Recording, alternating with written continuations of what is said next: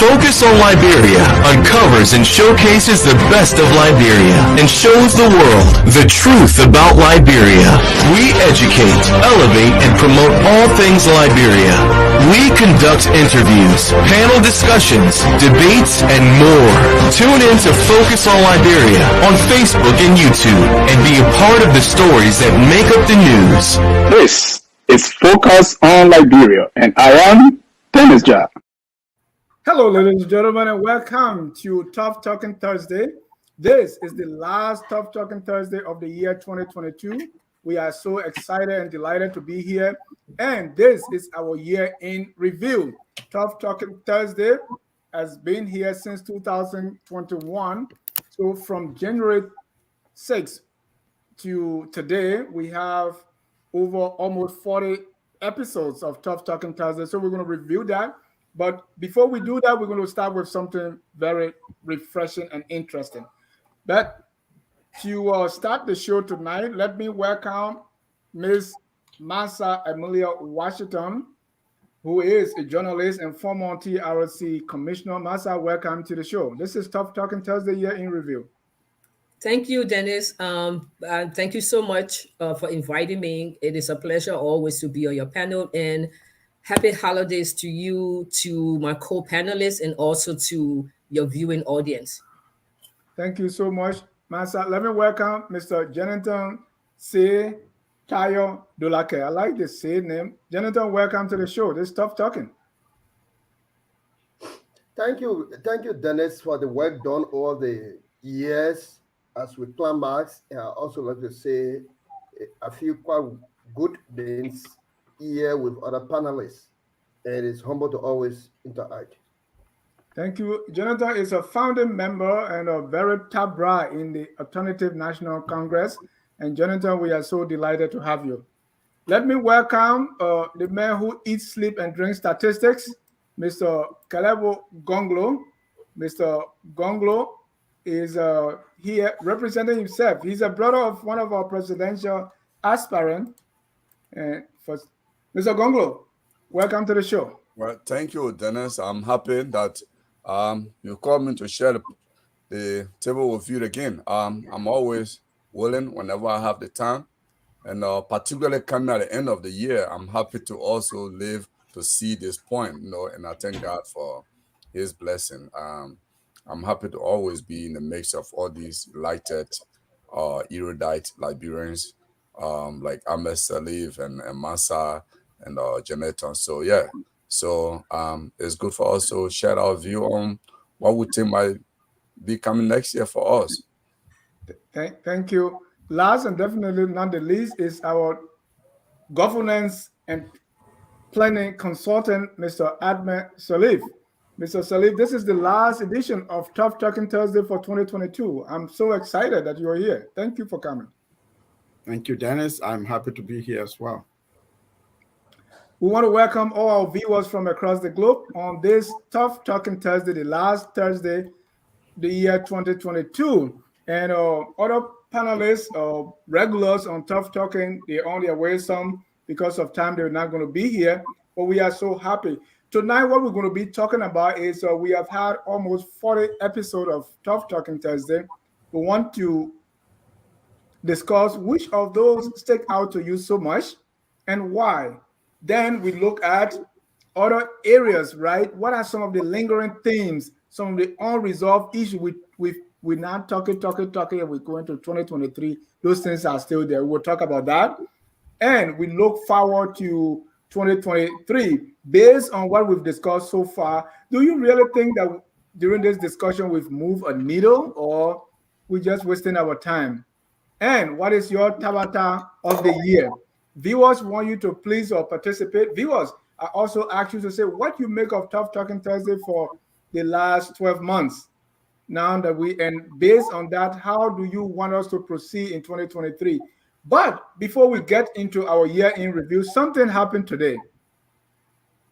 I know you can already take a guess. There's a story that came out from the Secretary General of the ruling Coalition for Democratic Change, Major Jefferson Tamakoji. Major Koji is saying the CDC is contemplating on bringing ANC into the collaboration because it will take people to work together to move the country forward, and ANC has what it takes. Don't say it, I mean say it. Let's hear from the mayor himself on this news. We are contemplating on ANC. We want to bring them to the coalition. ANC? ANC. I like that. Yeah, because we think the ways to change this country is for all to come together with people who has what it takes to change this country.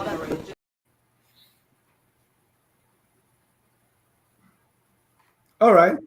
So that was Mayor Koji contemplating on bringing the ANC on board. When the ANC heard this, the ANC wasted no time but to issue a press statement rejecting even the thought of bringing the ANC on board. I just want to read, I know some of you saw this, but I want to read a few lines from this so that we can discuss it. It says, the Alternative National Congress, ANC, has become aware of statement being made by CDC Secretary General Jefferson Koji that the CDC is contemplating a collaboration with the ANC. The ANC emphatically states in no uncertain terms that it rejects any such contemplation and restates its commitment to making the George Weah-led administration a one-term administration. That's breaking news for me. Let me start with Mr. Jonathan Tayo Dolaka, who is the ANC member in our midst. Although you are not representing ANC, you are representing yourself, but you know a thing or two about the ANC than any one of us here. The news that the CDC is contemplating, as per the secretary, collaborating with ANC. Is this good news, bad news? And the ANC was very swift to return or to respond. What do you make of it? Thank you, Dennis, for the opportunity again. Firstly, I would think that the statement of the secretary, the quote unquote Secretary General, in itself demonstrates the reason why there's a desperate need to change every fabric of our society. As an SG, that's one, including education, which he also he needs. But very important is the fact that Mr. Alexander Benedict Cummings, political leader of the ANC and stand about the CPP,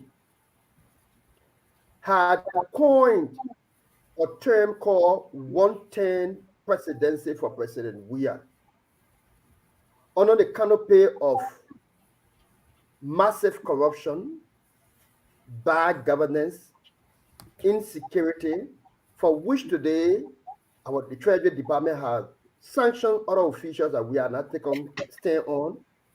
For that political party, which is the ruling party, to say they are contemplating, I think it's contemplating, but let me correct it, contemplating on seeing how the ANC can work with them.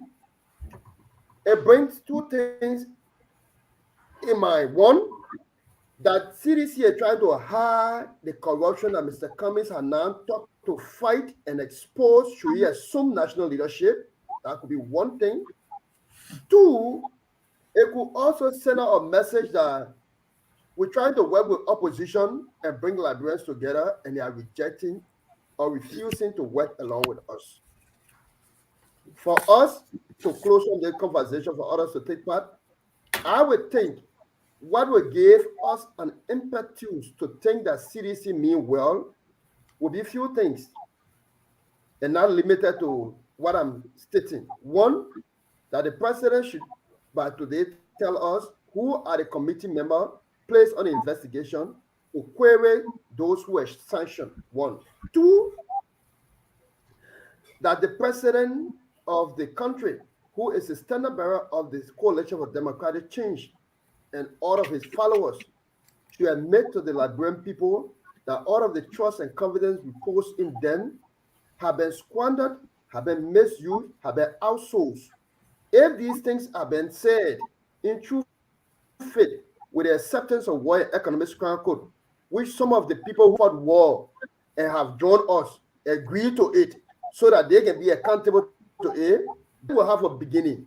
But if Madam Joa wanted to resist war in economic code, I can tell you today, it is an emphatic tone. The ANC will do absolutely zero business with President Weah until the inauguration day when he's about to turn over. Thank you. Let me go to you, Ms. Washington. This is the second time the ANC has been very swift in responding to anything. The first time I saw was firing Mr. Alva Tokba after his book came up, or after some people got in the street, people that I believe were driven by their stomachs and not their heads, got in the street to go against a line, a quotation in the book. Mr. Comey did not waste time and fire Mr. Alva Tokba or ask for his resignation. Today, in less than probably 5 hours, they were able to come up. What do you make of this exchange, Mr. Koji and the CDC contemplating and the ANC response? This is quite very interesting. I'm sorry. I know it's a serious topic, but I keep laughing because it's really it's an interesting issue. First, I would first like to say, watching the city mayor on that video, I'm looking at his body language and all of that. So I don't know for sure whether he's actually really, really serious about what he was saying. If he's serious, pardon me, I don't mean to be disrespectful.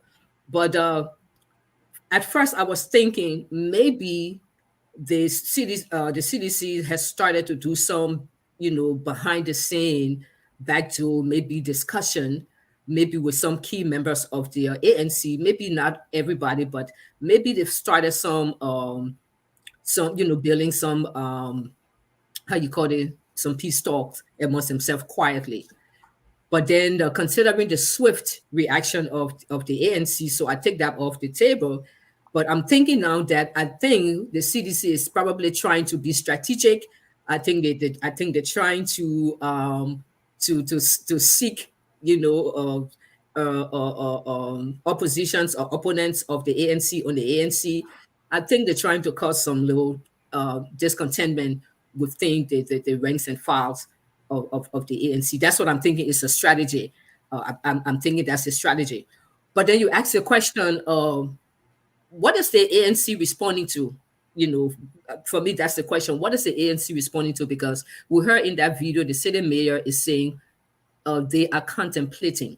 Now, we know contemplation is not the same as we are doing it, or yes, we're doing it. It's a supposition. They're thinking, it means that they're thinking about it. They're not there yet, or maybe. So when you have a conditional situation like that, I think you want to wait, and let the people come to you with their proposal. Then I think you'll be in a better, mature position to really state where you are on the issue. So I think the ANC was a little bit too fast to respond, because technically, I think it's like at this point in time, I think the response is much ado about nothing, because the CDC can come out and say, well, we were just saying something. We have not gotten to that point yet. Well, guess what? We're not even coming to you anyway. So if I was the ANC, I wouldn't have responded. I would just, bear in mind, start making your points, maybe list your points down or whatsoever, and wait for the people to approach. It's like your friend tells you that, oh, the guy over there, he likes you. I think he likes you. I think he wants to date you. And then you go ahead and you see the guy and say, listen, I don't want you. Don't even come to me. Don't even ask me. So it's like, I think it was a bit too hasty.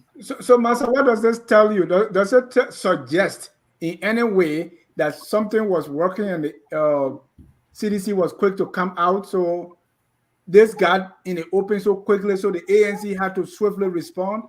Does that make those can you make those kind of suppositions? No, I'm not going to do that to the ANC. I'm going to give the ANC the benefit of the doubt for everything that has gone down with the ANC and the CDC, especially with this dragging the political leader. Look, the political leader of the ANC has suffered the most indignity in terms of the disrespect that was shown him with that whole document tampering or alleged document tampering thing. They took him to court and all of that. I've never seen another political party standard bearer and leader who has been so disrespected. So I don't think the ANC is going to joke with their integrity and joke with what has happened. So, well, people can always make up. There's always room for resolution. But at this point in time, no, I want to give the ANC the benefit of that. I don't think the ANC is really trying to do some, backdoor talk. I mean, no, I don't think so. I don't think so yet. Again, I'm not an ANC person, but I'm just trying to give them the benefit of the doubt. I would think that the ANC has a bit more integrity than that. Mr. Gonglo, what exactly is the ANC rejecting? A thought, an idea, something that somebody is thinking about? What exactly from the statement are they rejecting it? And to you, what is Mr. Koji raison d'etre? What is driving him? Well, I would say though, I listen to Massa and I listen to Mr. Dolake. I think the ANC in my mind, the swift reaction, I agree with that approach, but I don't totally agree with the content of the reaction, because if you listen to Jefferson Koji Kine, he made a classic mistake. I would say he made an admission that the ANC would have capitalized on. If you listen, Kine, he said, I think ANC has what it takes to change the country. That is an admission from a high-profile or ruling party official who said the person in the opposition really has what it takes to change the country. On that basis, they were contemplating about getting them to work together because they think that working together will help to change the country. If I were a propagandist for the ANC, I would have taken our reaction from that perspective, that this admission, in fact, should suggest the fact that the country is going in the wrong direction. It's time to give up power to the ANC. I would have reacted that way, because Koji admitted that, hey, ANC has what it takes to change the country. And I would have actually taken my reaction from that perspective. But that be the case, what Jefferson Koji tried to do here, Koji was a little boy. He used to be on LU campus. I would say he came somehow under the training of the tutelage of Soup Militant. He used to be on campus with Soup guys because his father was teaching at the physical education department. So this is pure propaganda. They're not thinking on nothing. Look, there's been wars between the CDC and the ANC. So it's just a continuation of the public exchanges between the Louis Brown versus Jefferson Koji, Alexander Cummings versus George Weah. This is just an extension of it. There is no ceasefire here. That's how I see it. So ANC swift reaction, Jefferson unwarranted, loud thinking, it's all part of the political game, But if I were ANC, I would have really kept seized on Jefferson's admission that ANC has what it takes to change the country, which they don't have, because they ran their campaign on Change for Hope, and they're taking the country in the wrong direction. They actually turned Liberia on its head 360 degrees in the negative direction. So I would have actually just capitalized on that. Mr. Salim, that is the thing. This is the first time I have seen an overture from the sitting government and say, hey, come and work with me because I know what you got. And you outrightly rejecting. Is this part of the unsophistication on the part of the ANC, or what do you think is happening here? Somebody gave you a cake and you are saying no? Thank you, Dennis. I beg to differ with my co-panelists, except for one point Mr. Gonglo made, which is that there was a strategic error on the part of Mr. Kweji, in which ANC should have seized. They attempted, but it wasn't very conscientious. They wasn't intentional in the statement. Look, politics is not what you see. It's not what you hear. It's not, what people are discussing on the radio every day. Politics is anything. Anything is possible. I think ANC was in error. If I were in the ANC, this would have been a big opportunity to do to do some kind. It's an inflection point in Liberian electoral politics, really. And so you'll say, okay, so by this admission now, that could have been like the turning point for the political discourse. The government has admitted its inability to govern the country. We have the evidence. Just listen to Jefferson Kweji. Just see this. Look at this sector. Look at this failure. Look at that failure. And you point all of that out.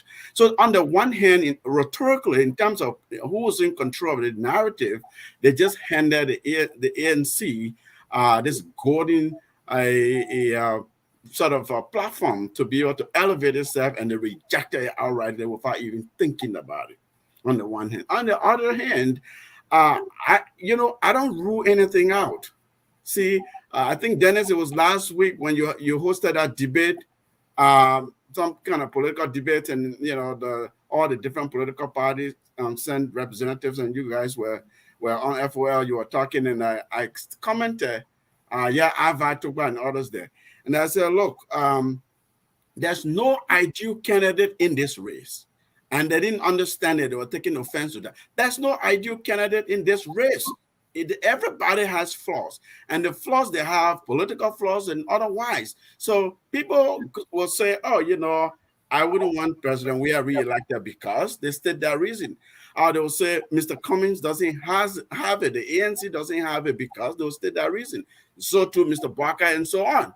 Okay, so I said, in order for anyone to win, including the incumbent president, they have to be in some type of alliance or alliances with others. And this is the manifestation of that prediction. This is what we're seeing. So it could be one that there's some kind of quiet discussion, or even maybe a very top secret level. And Jefferson is not disciplined enough to keep the lid on that. He prematurely let it out, and the ANC is reacting. So I could read it like that. That there's this pressure cooker. All of a sudden it opens, the contents is spilled out, and we're trying to hide it, right? So that's another way to look at this. It could be it's just a contemplation that this is a discussion in the CDC that, look, we can't bag this thing. From all indication, things are going bad. These various factors, international community, the Americans and so forth, and the people, bread and butter issues. People are angry in the country. Mr. Salim, so it's really a political error on both sides, not one person's error. But who responds to contemplation? Oh yeah, you can respond to contemplation like, it could be a strategy. I mean, you come and throw something out to signal and test the water on the part of the CDC. Because this guy who everybody kind of laugh at, Jefferson Kweji, will pull this kind of thing on the ANC. I mean, I can imagine, even if he had pronounced contemplating properly, I know they would have jumped over the cliff. Right, that's what I'm saying. So the ANC had nothing to jump at. They could have just kept that thing and only used that narrative that they have admitted that we have what it takes to run the country. We've been saying this all along. Here's the evidence that we've said that Mr. Cummings can do it, blah, blah. And here's the evidence that the CDC can do it, President Weah can. They've admitted, just listen to Jefferson and look at our evidence. That's a narrative that ANC could have run with, could have talked about, right? Rather than saying, just even contemplating, it's absurd. It's unfathomable. We don't even want to hear that. I mean, to me, if you're a political strategist, really, you were too fast to jump at it if that was your reaction. That's a knee-jerk reaction to me. Right. Call it out as it is, knee-jerk. Jonathan, what's wrong with ANC going into this discussion and say, hey, you've just admitted that you failed, so let Mr. Cummings be head of the ticket? What's wrong with that? Why are you so quick to reject everything as if, I mean, this is the ruling party? Are you saying there's nothing good that you can work with so that if you are truly committed to moving the country forward? What's wrong with Mr. Cummings saying, hey, you just admitted, let we step aside and let me be head of the ticket and let's go? What's wrong with that? I think Sis Massa plays it quite well in her analogy to say that someone or friend of yours have admired another lady and said that I want this lady, or I'm contemplating on tossing her. Yeah. Now, I love that analogy. The context it should be placed in is whether the lady is married and faithful If she married and faithful, game in there. In this instant case, we are married fully to accountability. If President Weah cannot bring her official to, I'm coming. If President Weah cannot bring her corrupt official on a query, he cannot accept World Economic Crime Code. We will not contemplate. It does not invalidate our argument that President Weah outsourced the responsibility because we didn't explain further. We have said that President Weah is a one-time president. Maybe President Weah wants to work with both good people and bad people, just like Mr. Cummings. Exactly. I agree with you. The difference between he and Gateway McIntosh and that of Louis Brown is that Louis Brown and Gateway McIntosh accept World Economic Crime Code, unlike Joe Howard Taylor. That's the difference. So we want them to be held accountable by going to submission to have an agreement. It means that some of these things got to be swept under the carpet. And I'll be honest with you, it is not, of course, you are not speaking off his mind. It could be a strategy that they are thinking about that we can use Mr. Cummings to come and be standard bearer of the CDC so that we are set in the back and they can sweep all the corruption thing under the carpet. We are not going to do that. That contemplation, that thinking, that thought, we will not consent to it. President Weah will account to the Liberian people for money that have been stolen. Jonathan, isn't that the basis of coming together so you can make those demands? Wouldn't be the starting point for such discussion? I just gave you one thing, Jenna. I challenge you today. If Mr. Weah can put the committee together about the treasury sanction and encourage Madam Joao Taylor in order to accept World Economic Crime Code so we can expedite it, ANC will go into conversation with President Weah. ANC will move to conversation. Thank you, Mr. Gonglo. You have your hand up before Ahmed. I just wanted to quickly throw this out. I listened to Mr. Salih and Massa. I think I know they didn't agree with the fact that ANC hastily responded. I'm not in disagreement with ANC quick reaction. I'm just disappointed that they didn't do it in a very calculative way. No, but Mr. Cummings is not noted for being so quick. Well, why this? Well, but here is the thing. Let's admit, what Jefferson Kochi did is a classic propaganda. He just tried to throw this, discontentment within the opposition. Let's lay it out. There are already established rumors within the opposition that there are senior officials of the CPP who are suspected of being, honor dealers with the CDC. Okay, so what Kochi did here is to throw something that there is some believability about it around the CPP. I mean, you might have said the ANC, but it's essentially the CPP. ANC likes to see yourself as a CPP more than the ANC. So that's all he tried to do here. Then other members of the opposition will say and say, you see, we told you, the CPP guys, they are an agent. Some of them are not dealing with we are. So what Jefferson Kochi is saying is not a mistake. It's not just off the cuff speaking. He's actually saying something that the other guys are telling them probably under the table. So this is all he's trying to do. And I think it's like, if you allow something like that to even go on for days, you will even give much relevance to such of thinking that, oh, okay, Jefferson Kochi said the thinking ANC has not even spoken. This thing might be true. So I think, communication in politics sometimes is good for quick reaction, because if you delay, the issue might define you. Thank you. Let Massa come before Adme. Adme, sorry. Before Massa play some kind of card on me here. Right. So as I'm, I know. So as I'm listening to my colleagues and stuff, everybody has made some very important and poignant points. But as I'm sitting here listening, I'm kind of thinking, I'm like, with the quick response of the ANC, the way it was swift and extremely strong, the ANC wants to be careful that it does not walk into a situation that is termed the Streisand effect. So the Streisand effect is that you actually mean something else, but it comes out the other way. Like, for example, again, I may be wrong, and time will obviously prove, whether we are on the right course or not.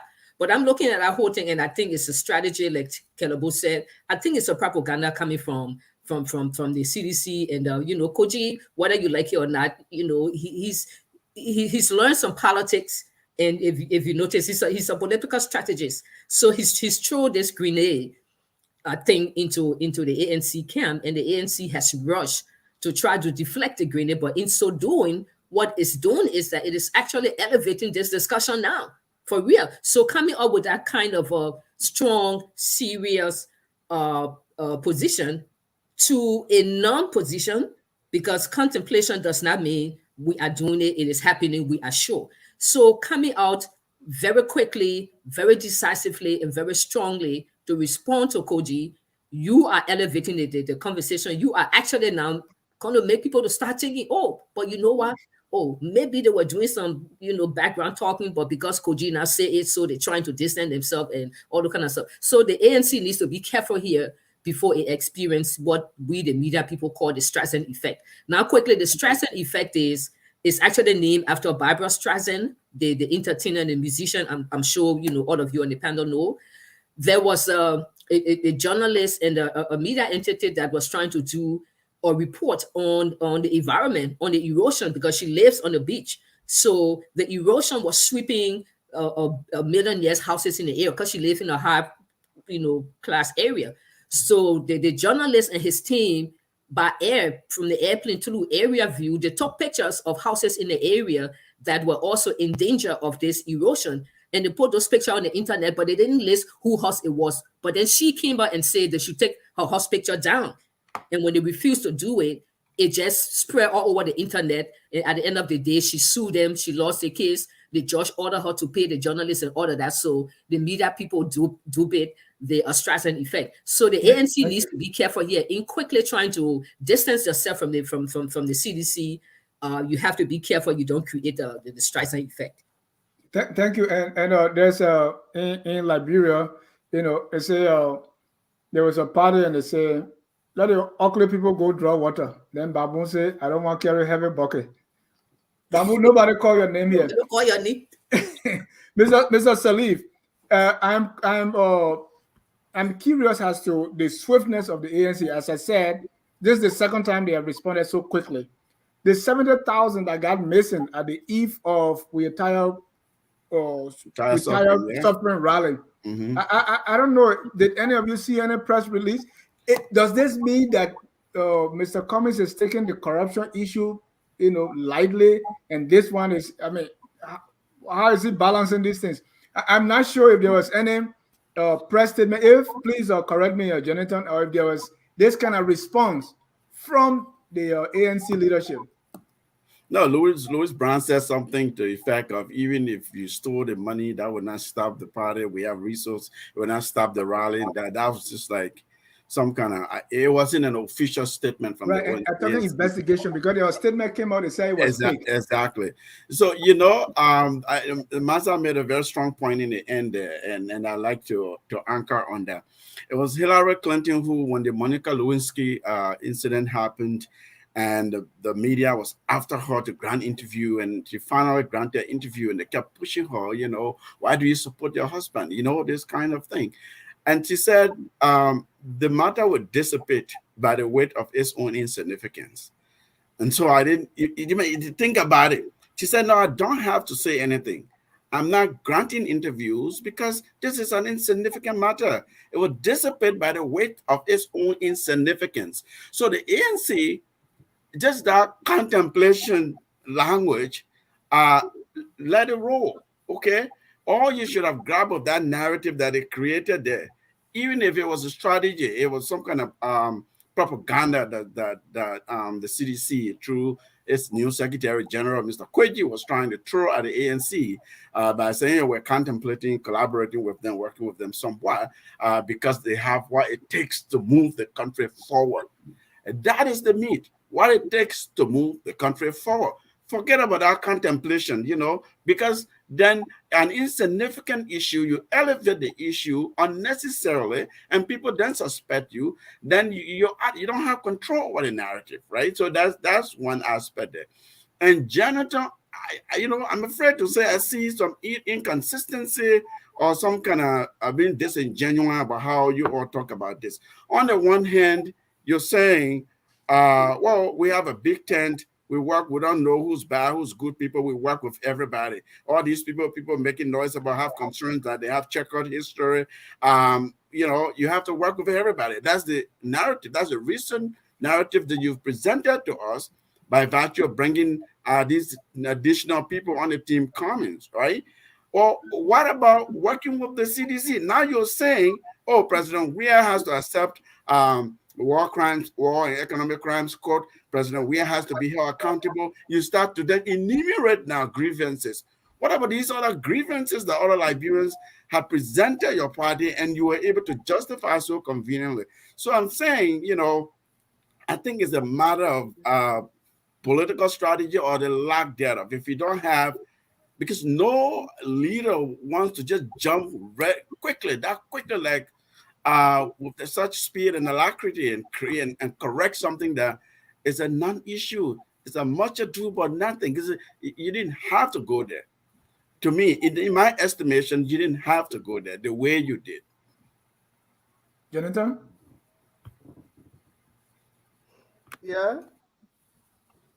Yeah, according to what there's a drum the crew people play, they call it Uruda Nuda. You're saying something else, you're doing something else, right? So Mr. Cummings is the one who said, well, we want to work with good people and bad people. Now the ruling party is calling you, come and work with us. And you said, no, we can't even, the thought of even working with you, we don't even want to think about it. It's complete Uruda Nuda. What do you think?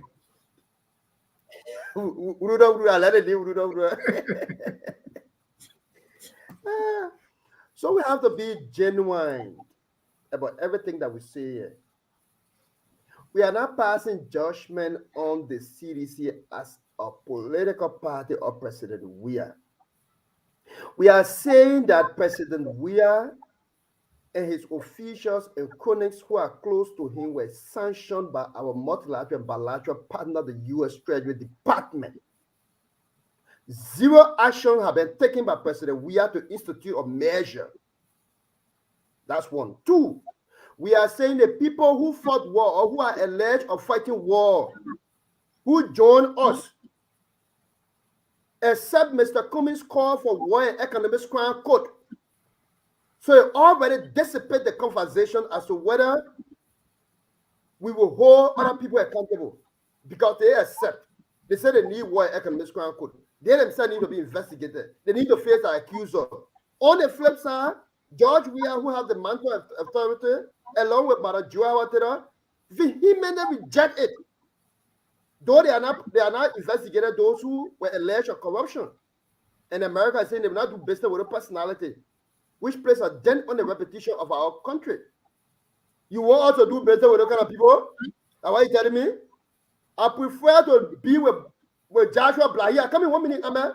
I prefer to be with Joshua Blahi, who say he accept war and economic crime court, like Yeka Kolwa, than to be with Joel, who reject it. That's the basis of our argument. Mr. Gongula, I want you to conclude on this, and then we move on. Yeah. So I just wanted to throw out because Admet keep he gave a litany of ANC quick reaction, and I just wanted to add, just like the example Mr. Jah gave where they say, one day ugly people will maybe go draw water and bamboo say, I'm not going, because the thing is we have to understand the context of the exchanges between the CDC and the ANC. Let me just remind you guys, a few months back, there was this alleged sodomy case by the guy who was working. He worked for a company, and he's a contractor.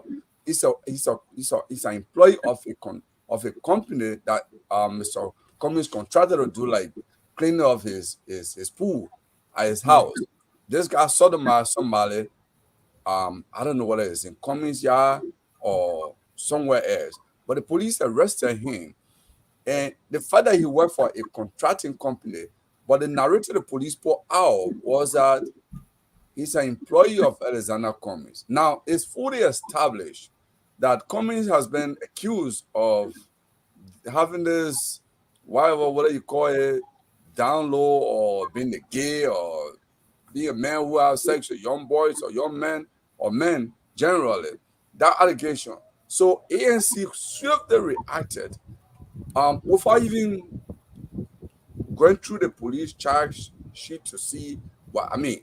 They reacted to it. Then later, they probably realized that their reaction was too hasty. They didn't take time. But I will always want to add on that, because the reason why they must do that, because it is that from Mamadi Gakire and Komi interview, that video has been going around. So if you have something that the person is not even working for Cummings, but then the police say, oh, this person is an employee of or works in Alexander Cummings' yard, but he was then linked to sodomy, gay activities. So you can see the nervousness and the swift reaction of the ANC at the time. So the usual context, to these things, and let us not pretend about that. The ANC and the CDC for the past 6 months, they've been actually locked in tough exchange publicly. The letter written by Cummings, so we are respond to Cummings. I mean, which in my view was unprecedented, but he did, So look at even Senator Johnson, who is an ally of the ruling party. When he appeared on Spoon Network, he took on Alexander Cummings as the man who put others on sanction. He's a man who, in fact, he's a reverend. He can support him because he stands accused of being a gay. So there is mantra of attack on the ANC from the ruling party and was allies, and we should understand why ANC is reacting nervously, as swift as possible, not to let anything rest for a day. Thank you, Jonathan. Quickly, has the ANC reacted to this 70,000 disappearance? Is Martin Kula really facing investigation? Just wanted to clear that up before we move on. Not just the ANC. I will react to that statement and react to the statement I was just made by my brother. But quickly, the ANC, there are different ways of reacting. Mr. Louis Brown had a press conference. Mr. Cummings had a press conference. They reacted that it's been investigated. It is an important issue because state security must be involved. The manner in form that it is done is so much careful because state actors are involved in it. It is not the first time Mr. Cummings' Land Cruiser vehicle was stolen 2017, just around the neighborhood December before they run off. Those individuals were apprehended. They were tried in a court. They were placed behind bar, and their family members are still members of the ANC, and their family members they support until later family members came to appeal to Mr. Cummings. So they are reacted on the investigation. The sensitive nature of it, that is what I can really speak to because it involves state security and other actors. On the issue of the pool that Mr. Gonglo just talked about, the ANC did not react to a regret, not at all. So that's a misinformation. When the pool situation came out, the CDC thought, and their surrogate thought to paint the ANC and Mr. Cummings otherwise. The ANC reacted. The person who has the company came and took responsibility that this man is in our employ. He's not in Mr. Cummings' employ. And by the way, Diakite interview that Mr. Cummings responded to, and I know people always bring this thing up so that it becomes sensational. It is on record that Obe, or Liberian, publicly confessed, and Mr. Gonglo is aware. I hope he will, the next time he mentions about that, he will mention about Obe, who said that I cooked this information. I stuck Alex Cummings. I called somebody from Atlanta. That confession is not sufficient for the rest of Liberia. And then when they come and talk, but we understand, we are the real Tabata for George Weah, and our name will be called on Spoon. our name will be called all over. We will be accused of sunshine, rainfall, but we will make President Weah a 110 president like Louis Branson. We will beat at the drum. Trust me. That we cannot hesitate on it. Right. I think Mr. Gonglo can talk for himself, but what he was saying that because of this news, that's why they were very quick. And so since this other thing happened, they've been quick because anything that has the propensity of kind of reigniting previous rumors, they are very quick to respond to it. I thought that's what he meant, but I could be wrong. Mr. And then the main reason was that this person worked for a company in Mr. Cummings' yard. That's the reality. But he's not within the employ of Mr. Cummings. Mr. Cummings doesn't pay him directly. So we needed to respond because he's working there. And that's the truth.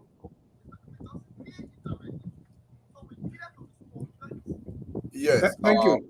But just so quickly, I see I'm following the tray. I'm responding to some of the ANC people respond. But listen, the thing is, I'm just trying to justify why I'm doing ANC good tonight. I'm trying to justify why they always have a list of quick reaction. That's all I'm trying to do here. That, for example, there was what I don't want to jump this quick, but the police will have done a thorough investigation. Probably the person who was arrested was trying to look for a cover up because Cummings is a recognized and it's a big name in Liberia. He probably attached himself to Cummings. Say, oh, I work for Mr. Cummings. Think that maybe by saying he works for a political leader, the police might go soft on him, but it's possible. We don't know what he said to the police. So the police spokesman came out and said, hey, this man who sodomized a 15-year-old boy works for Alexander Cummings. So that was the issue. Up to this point, we don't even know where that case is. I mean, if our ANC people will be hammering the police to bring that case to a full conclusion, for that fellow to even have the sentence that he deserves. If that lifetime sentence, because that's a rape, the penalty for rape is lifetime. If the man is convicted, he must go to jail for lifetime. I will be fighting for that fellow to go to jail for lifetime, because that will actually, set. Thank you, Masai. 1 minute, if you can. Let's conclude on this and move on. Joe, I mean, I disagree with the logic that the ANC needs to be responding swiftly to everything because of other things that had happened in the past, and they didn't respond swiftly, and it got out of control. I disagree. I think each problem will have its own, will be solved differently, looking at different lenses and different strategy. It's not all size, one size fit all. It cannot be a very good a strategy for a serious political party. Like, for example, Jonathan mentioned the Ober situation, and I was thinking about it before he mentioned it. So in the situation with the Ober situation, it was not because the ANC did not respond swiftly. Here you are. You have the man who started the whole rumors, who started the whole lie on Mr. Cummings as, of being a gay, comes back on video to say that, oh, it was me who actually started it. I lied on him, and then, oh, I'm a good liar. I lie on him now. It sticks. He can't get rid of this lie. But the thing here was not for the ANC to respond swiftly, but what did the ANC do with that Ober information? Now, you would have think that the ANC would have taken that information and ran with it and completely overwhelmed the entire Liberian population, every talk show, radio station, newspapers. I mean, you will overwhelm people with this evidence of this quote-unquote liar who lied on your political leader and then come back and confess and say, beating his chest and say, I'm the one who lied. But the ANC did not do well with that information.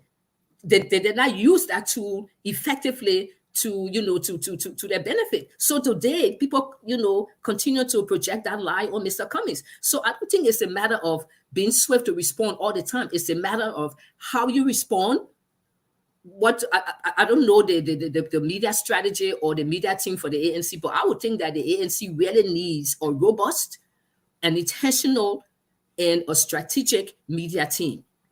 So it's not a matter of responding every time. Some things you don't have to respond anyway. Some things you don't have to respond, and some things when you respond, it has the adverse effect from what you were actually trying to get across. So I think it's the effectiveness of how you respond, when, and how. Thank you. Ladies and gentlemen, this is Tough Talking Thursday year in review. And with that, let's go into our year in review. For 2022, we have had a lot of shows. For those of you who have followed us since that time, let me just give you a brief list of the show we had on Tough Talking Thursday.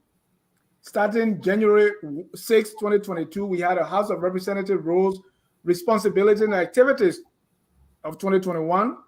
The political wranglings of today, is it because of dysfunction, normal politics, or what? President Weah gave a State of the Union. We discussed that. We also discussed the opposition response. There were the CPP court cases, Yeke Koloba, and the U.S. sanctions. Mr. Cooney, who is called the CDC Pape, said there were unprecedented moves by President Weah to etch his name in the annals of history. We debated that right here. The Samukai Senate seat, moving Liberia forward, and all the other shows examining the mantra that book will eat, patriotism, and nation building. The Gonglo, the Cummings get Louis Brown's endorsement and PYJ rebuke, free, fair, and transparent election possible. And we have others, presidential aspirant Cummings' vision, Bwakai's vision. A government, is it a reflection of the society? The danger of fake credentials and false title was that of last week. Quickly, I know some of you may not participate in all or most of these, but you watch us. From your experience, what are some of the things that stick out to you and why? Some of the topics that we've discussed. Let me start with Jonathan. Jonathan, no, I started with you. Let me go to Massa this time. Yeah, sure. For me, there were a lot of important topics that were discussed on this FOL. But for me, one of the most important topic was the topic surrounding what would it take to unseat President George Weah. For me, the reason that topic is important is because we have the elections, ahead of us, and we are still dealing with issues surrounding that particular topic. What would it take to really unseat President Weah if he's going to be a one-term president, like like the ANC mantra, will state. Look at the opposition. For me, it's very important. Look at the opposition. They're still in here. They're still in haywire. You still don't know. Like Ahmed said, it's like at the end of the day, it's still like toss up. It is still a toss up. It's still anybody's game. So at this point in time, the reason I'm concerned about having a serious opposition is that it's good for our democracy. It's good for the ruling party to have a serious opposition. Is because then you have check and balance. So you don't just have a ruling party that's just having a ball. There's no check and balance. Nobody is calling them to book. It's like they're not responsible for nothing. In a healthy democracy, you must have a check and balance. So you must have the opposition there to ask questions, to checkmate the current leadership so that they do what they need to do. And for the fact that all of that is not coming together going into 2023 is concerning to me, because then it means that at the end of the day, the Liberian people will get the leader they deserve. Like politics says, the people get the leader they deserve. So for me, it's very important because it is current, it is not going away, and we need to pay attention to it seriously. Thank you. Mr. Salif, looking back at 2022, what sticks out to you? Well, thank you, Dennis. A couple of shows struck me, and I think I participated in all but one. Let's see. People surrounding the president, that discussion to me was very important for a number of reasons. and it's because our country is we don't look at policies, we look at personalities, we look at people, right? Our politics is personality driven, it's not policy driven, it's not strategy, idealism, institutionalism, that kind of thing. So that discussion really, to me, went beyond the way I interpreted it, the way I engaged with it. It wasn't just because the people around a particular president are the ones who run the country, influence things in the country. Yes, that's true. We discussed that, but really, writ large for me, it bordered around other things such as the way the society is personality driven, the politics of it, and and so we don't really have policies. We have policy, but we don't focus on policies. We focus on people. Similarly, the fake credential discussion as well, which I didn't participate in, but I thought that it has something to do with how we, personify individuals and how well we do and not do. How the sort of the state capability or the lack of state capability of our country, our human capital, our ability to grow things, to build things, to manufacture things, to really govern well, to move the country, to better the conditions of our people, and so that our government is effective and the institutions are inclusive. If you have people who a society that believes in title, just big titles and what credentials somebody carries, even if they don't have the ability to back and defend that credential by virtue of how much they can produce, how well they can work, what technical skills do they have based on the credential that they carried around. To me, it's a problem. The society is in problem. So that and then finally discussion around free fair election.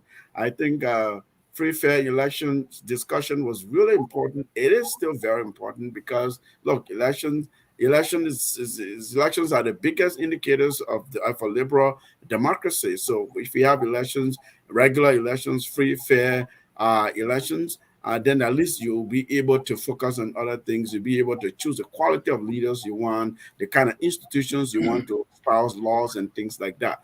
So those were the highlights of the year for me this year. Thank you. Mr. Gonglo, what were your highlights on Tough Talking Thursday? Well, thank you, Dennis. I didn't participate in most of them, but I quickly went through some of the lists you shared with us. I sorry, something happened to my computer.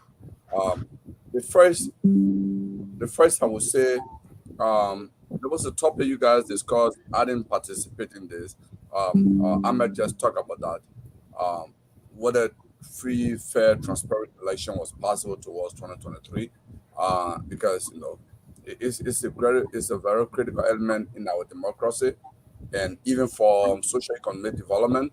If we don't have a free, fair, transparent election, if you don't have a democratic society, then it's difficult for economic development to really thrive in the way you want, particularly if you are if you poor country like Liberia, you want to show that, hey, for investors, that yes, we're doing this, we're doing that, you can come here. So I thought it was a critical and critically important topic to discuss.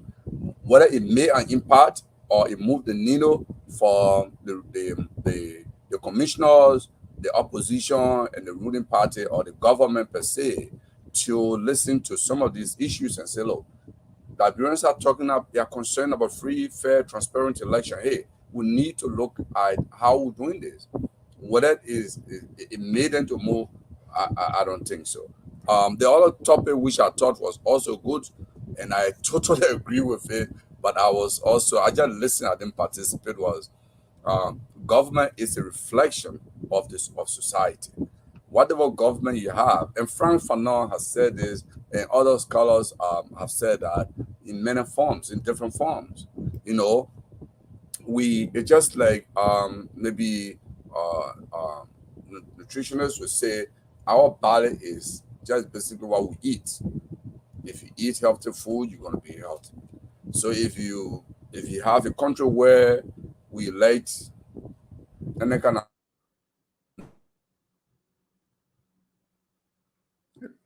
We got a little problem there with Mr. Gonglo. Let me go to you. Okay, Gonglo, you back. Go ahead. Complete your thoughts. No. So like my brother Councilor Congo always say, he say when you vote, you are voting for your Christmas, you are voting for your education, you are voting for everything. Because voting is one of the. It's like, I would say, two things. You are born is a momentous event when you are born. The family gets happy that they got a new family. The next thing that happens when you mature in your life in our democracy is when you vote. Each time you go to vote, it's like it's a birth for you. You are beginning new because you're looking forward. Election is about the future. When you get born, when your parents, when your mom deliver with you, they look up to your future, right? So when you go to vote, you are also voting for your future and the future of your children, if you have children, or the future of your family. So it's an important thing, but we probably overlook that in our society. And the other issue was moving Liberia forward through education. I think I participated in this one. And the other important issue we discussed was the $30,000 saga at the legislature, which people call it in different forms. But we debated this thing. Even Honor Akara's Gray held press conference and admitted that, in fact, he was taking his money. Senator Snow came on spoon and said, look, other people who don't want it, my people in Birmingham don't want it, I will take it.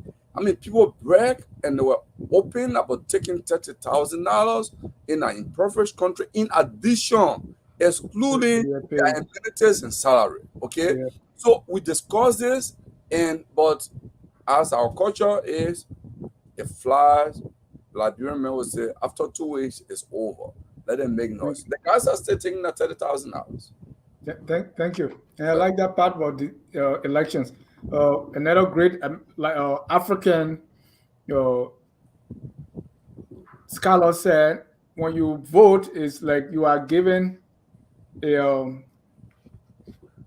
access to a showroom where you can pick a car. You go, you pick Keke. When you bring it, you want for it to perform like Mercedes. So who you vote for? So you can go and vote for somebody who can do anything. When you come home, you want them to perform magic to move the country forward. And Dennis, I may add, just quickly, Liberia is a country of extremes. I like to say this to my friend. Liberia is a country of extremes.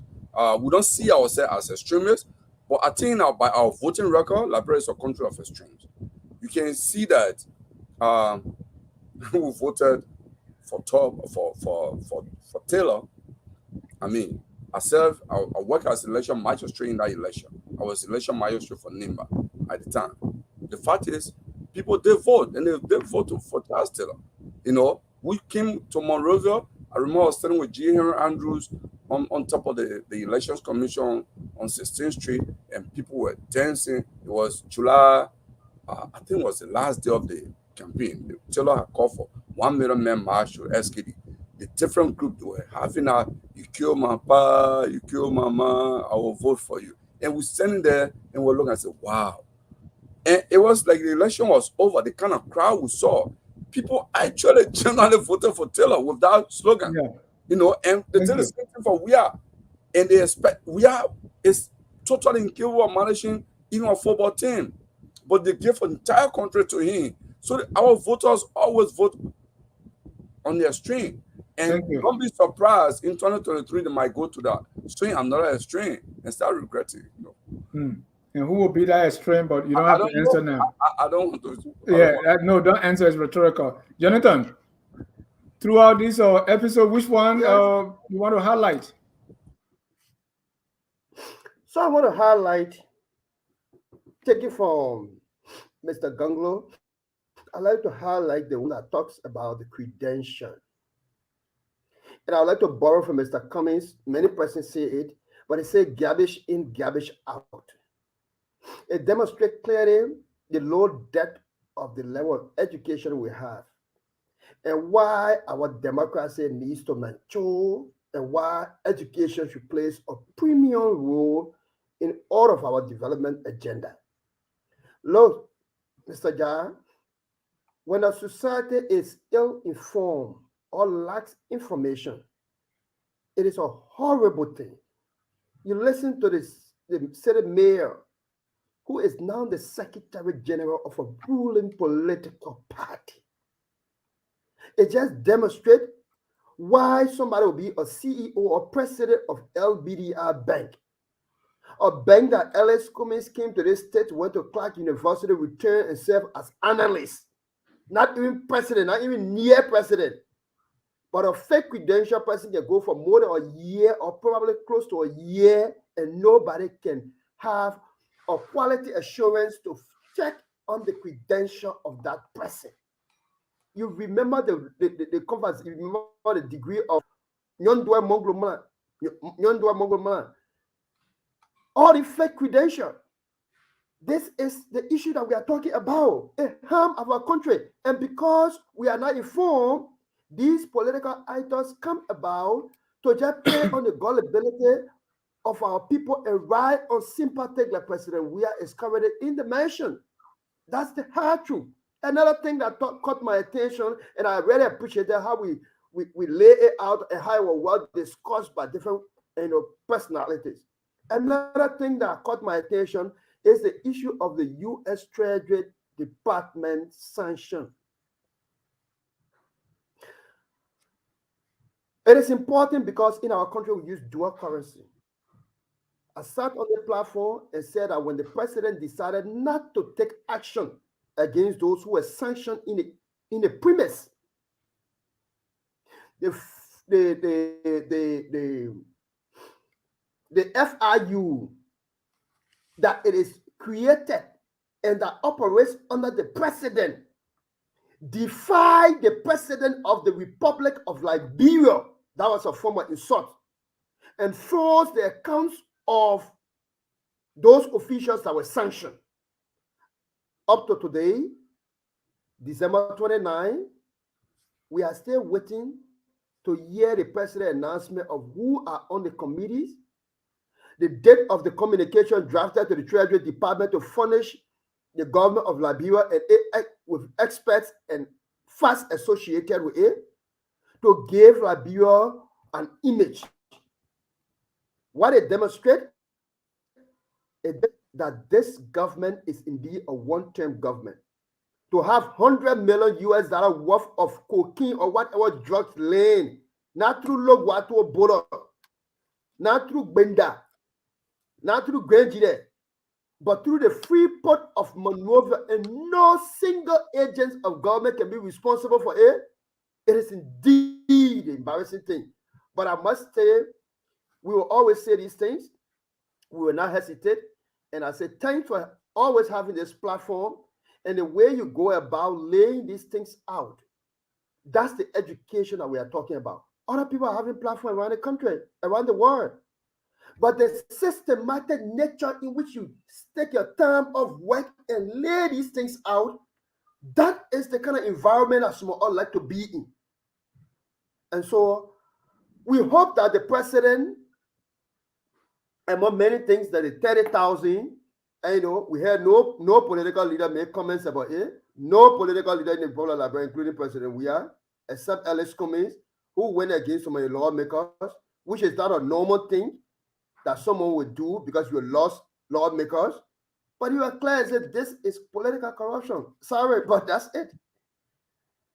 Thank you. Thank you. Well, Dennis, since I'm on a show, I don't represent Councillor Gongo though, but Ellis Cummings was not the only person. Councillor Gongo spoke about it. In fact, he and he was advertising on Kiri Street.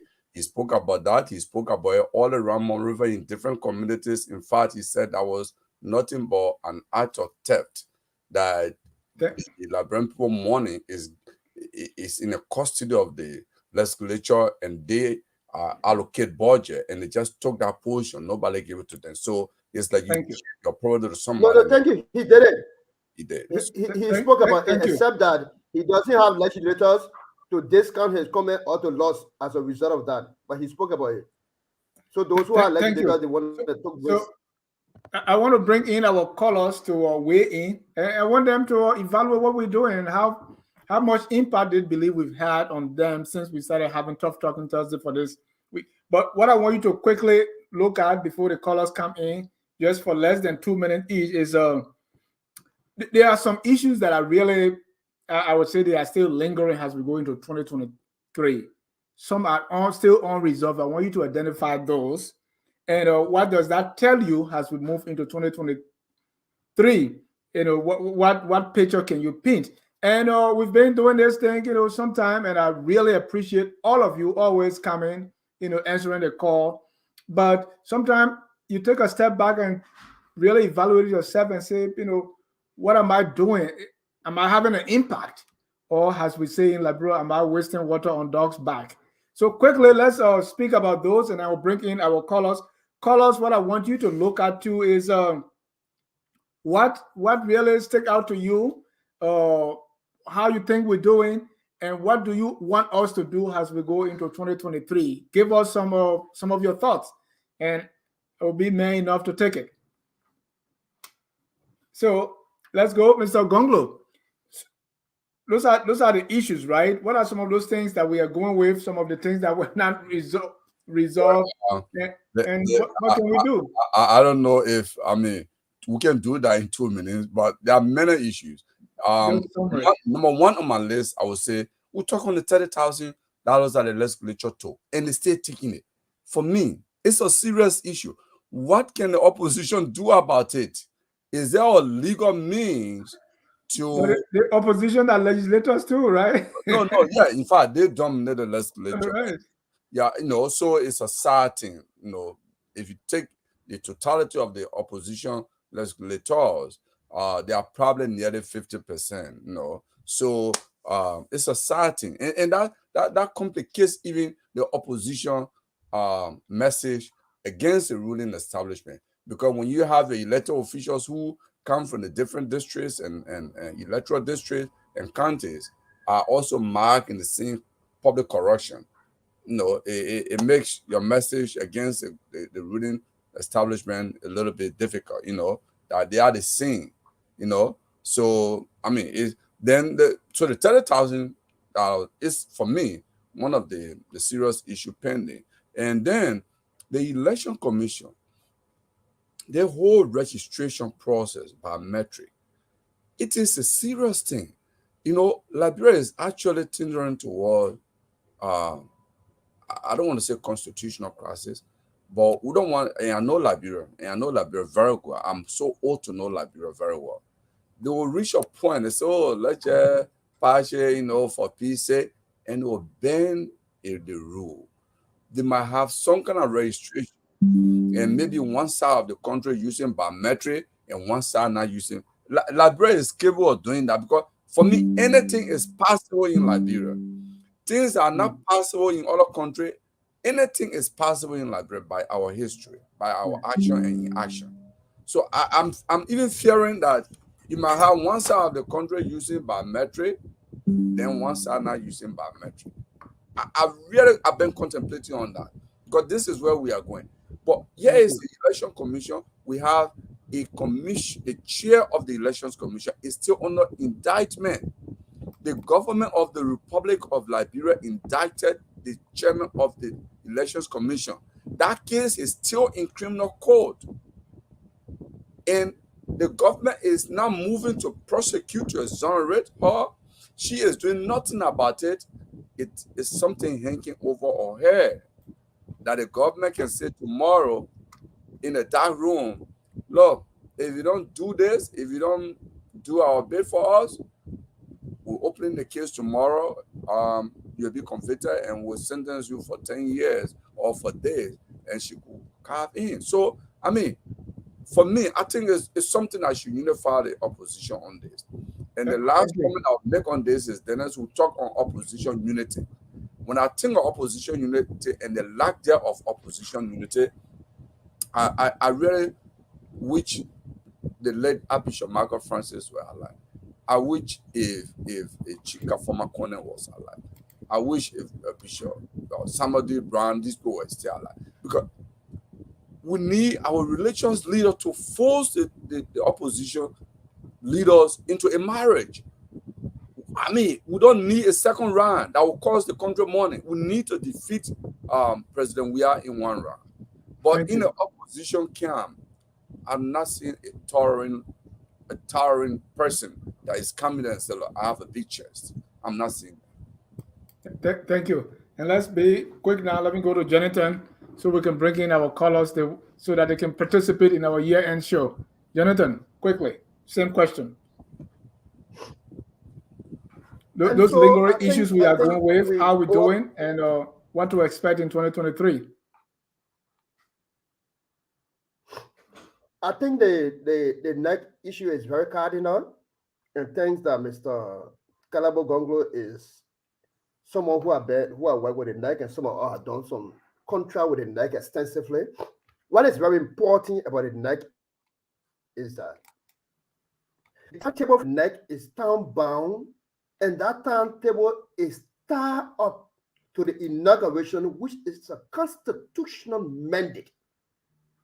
To refresh your mind, the Samoga case took months. You don't want such a thing to happen. And so I agree with Mr. Calabo, and the CPP have made it, I emphasize on it repeatedly, that the biometric that have never been done by National Elections Commission, or we as a country have never done it, should be given to an expert institution that can be relied on. So it's very important, and the adjustment of the timetable could hamper those dispute cases that may last longer based on other reasons, and it could venture into inauguration period and turn over note and what I feel. So it's very important. The next thing that I want to mention about it is that it is just a lack of governance. The 30,000 we all condemn it, but the reason that 30,000 came out and the lawmakers agreed to it is because the LACE, Liberia Agency for Community Empowerment, that should be doing projects in the 73 electoral district, President Weah sees it unto himself, and only President Weah project can do.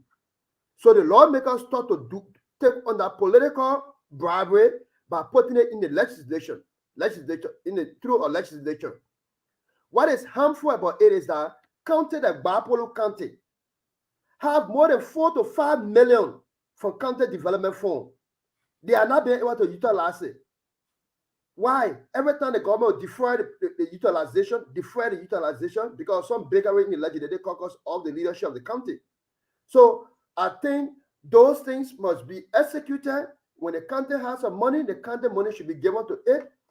When there's a development for a district, it should be for the district. It should not be the president development, which should constrain the lawmakers who may be going to election, who are not utilizing our oversight. Because if they are utilizing our oversight, they can call the president and his operative into check. But these are just some of the issues that we are confronted with as a country. And we just hope that we can have a leader that can be able to be open-minded to take on the responsibility of what really are the vexing issue of the Liberian people. Thank you. Mr. Salif? Yeah, thank you. I think my number one item was that lack of it's not lack of unity in the opposition, right? It's like, you see a downbreak and the body of water is coming towards you and you are indifferent to it, really, because no one candidate can win election in Liberia single-handedly, period. It's not going to happen. Doesn't happen. The data doesn't show that, it has happened, that it will happen. And yet, because of people's ambition and ego, they can demonstrate magnanimity. They can demonstrate leadership. What Kofi Annan used to call larger leadership, something that is bigger than self, right? That you see you're doing it for the common good, for humanity, for the country. That the opposition bloc, what is Unity Party on the Baka side, on the Cummins side, they're not really able to stick in an alliance or resolve their differences so that they go to the election in unison. They go to the election, coalescing around one vision for the country. That is something that I think is a reflection of the bigger dilemma that Liberia has. So that's one thing that we could have delved more into, perhaps into piece different aspects of it. And then the economy. We didn't really delve into the economy, right? And the Minister of Finance will say, look, we're doing good with inflation. Look at our inflation number. Look at what IMF says. Look at what World Bank says about it. It means that we're doing well. The economy is doing, what's the macroeconomic indicators? But bread and butter, everyday people are struggling. People are suffering. I mean, no economics tells you that the economy does well on paper, but it doesn't do well in the marketplace. It doesn't do well on people's dining tables or in the homes of families, at the household income level. I think that is an area we probably could have done something with. And then citizenship. I always like to use this guy who calls himself Giant German Gina, the GGG guy. If Liberia opens up and we embrace diversity, for example, this is a guy who he's not a Liberian citizen. He doesn't say he's a Liberian citizen. He's purely German, right? But he speaks 100% Liberian, better Liberian English or some dialects than other people, knows Liberian culture, understands the stories that our grandparents told us, even more than some Liberians today. To me, that just demonstrates the strength of diversity. So if you opened up the country, you can protect people through policy and so on, but to have constitutional discrimination in such a way that foreigners just come in and take our resources and control the economy and things, and you don't see that as a problem to try to fix that, I think is a big problem. It's a big national problem. So perhaps next year, these are areas that we might want to, to invite some experts to help us understand. Maybe we who are not experts in these areas, we're misrepresenting, just don't know. But those are things that I think are lingering for me. Thank you. Ms. Washington?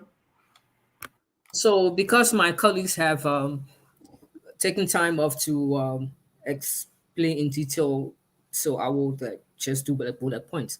So I have several issues that I think are still lingering, that are unresolved going into 2023, that I think will be a hindrance to the growth of the nation. I may just state that the status of the opposition, I'm concerned about that, because we know that a healthy democracy is you have opposition, you have the ruling party, and you have the citizenry that is participating in all of this. So where there's a disconnect, then our democracy is not healthy. And with the status of the opposition being in a sort of limbo state is really serious. I keep keeping my fingers crossed for them. I'm hoping that they will be able to pull through going into the next election, but that is an issue of concern that we need to keep discussing over and over. And then also the issue of safety and insecurity. I know the vice president was on Spoon TV on December 24th, on Christmas Eve, and she spoke about a wide range of issues. And one of the issues she spoke about as being part of the success of the current government is that the country is secure, the country is safe. It is only the opposition that is doing propaganda and making it appear like the country is not safe. No, now people may say safety here and security may be relative, but no, the country is not. I mean, every other time you wake up, they found somebody in the community. They're raping people, children, people, babies. They're hijacking people, they're kidnapping people from, snatching them off the pen pens and doing all sort of stuff. That is not a safe country. So it's disheartening to see the second or most high authority in the country come out to say the country is safe. And then she was always making reference to other parts. Oh, even this great United States, your levy is not safe. The difference between the West or advanced nations in a country like Liberia is that people have systems to address these things.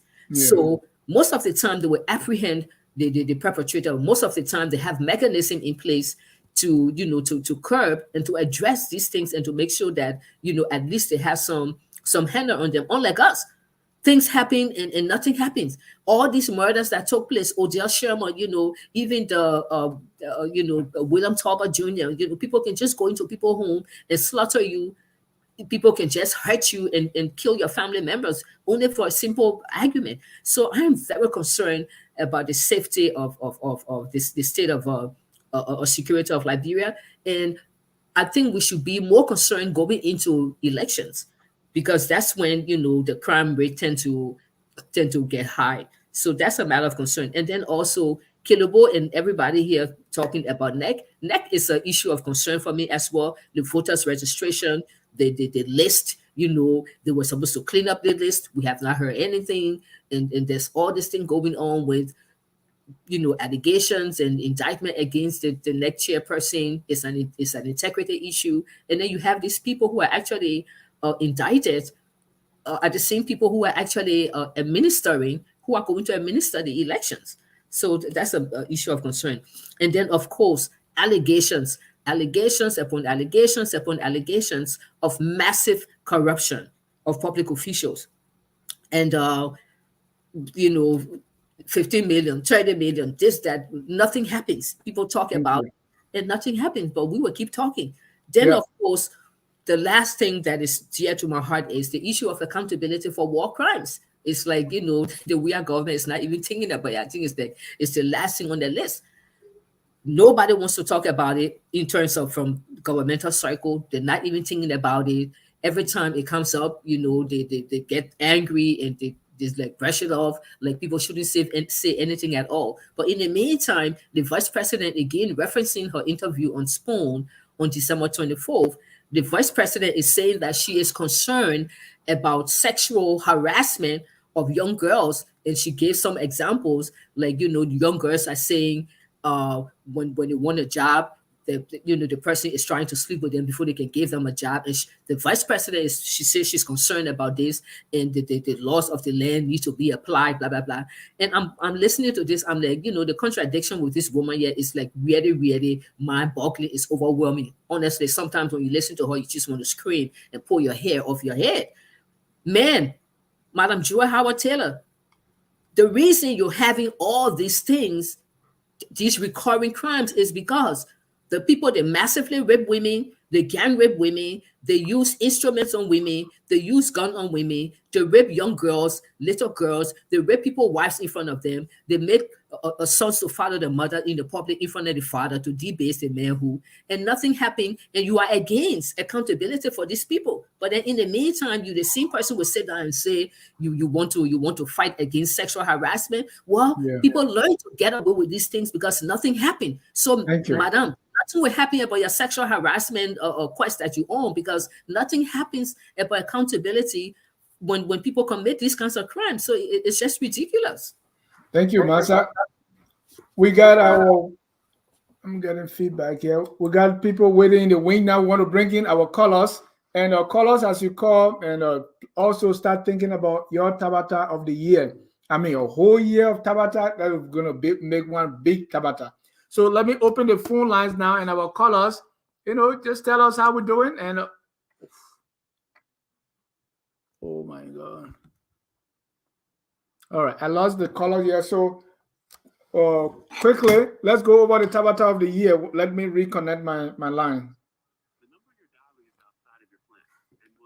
Mr. Sharif or Mr. Salih, what's your Tabata of the year? Oh man, Tabata of the year. That's I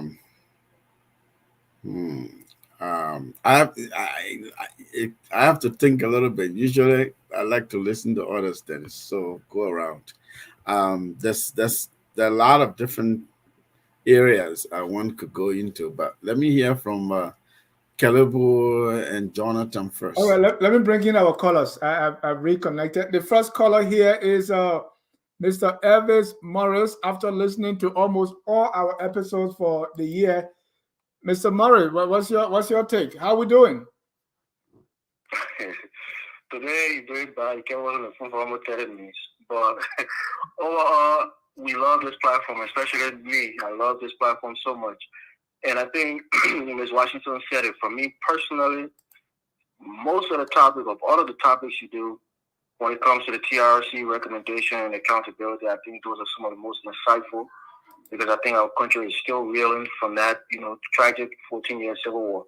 So I think those programs are the ones I get the most insight from and the most information, and satisfaction from listening to. And that's a recommendation I'll get to the platform, is just being more consistent. Sometimes we're starved from a Saturday all the way until Thursday before we get any meaningful, thing. And I know it has to do with your time and, your schedule, but please, if you guys can adjust it where we can get more content from this channel, we really, really love that. Thank you. So for me, that's it. That's all I have to say. Thank you so much for taking my call. Thank you. Let me go to Mr. Houston Brooks. Mr. Brooks, you're live. Yes, well, hi to everybody on the platform tonight, Mr. Dulake, Mr. Sirleaf, Madam Washington, and Mr. Gonglu, and also to you, Brother John. But look, listen, Focus on Liberia have been bringing us throughout the year, informing us, first of all, us that live outside the country, of the pertinent issues and topics that concern Liberia. So while there is always room for improvement, there is always room for improvement in any enterprise we take on. I will say Focus on Liberia is, I grade you a complete A+. One area that we could do better, and I know there are some other factors involved, is having more female present when it comes to the political discussion. You regularly have Madam Washington, which is a good thing, Madam Fambule.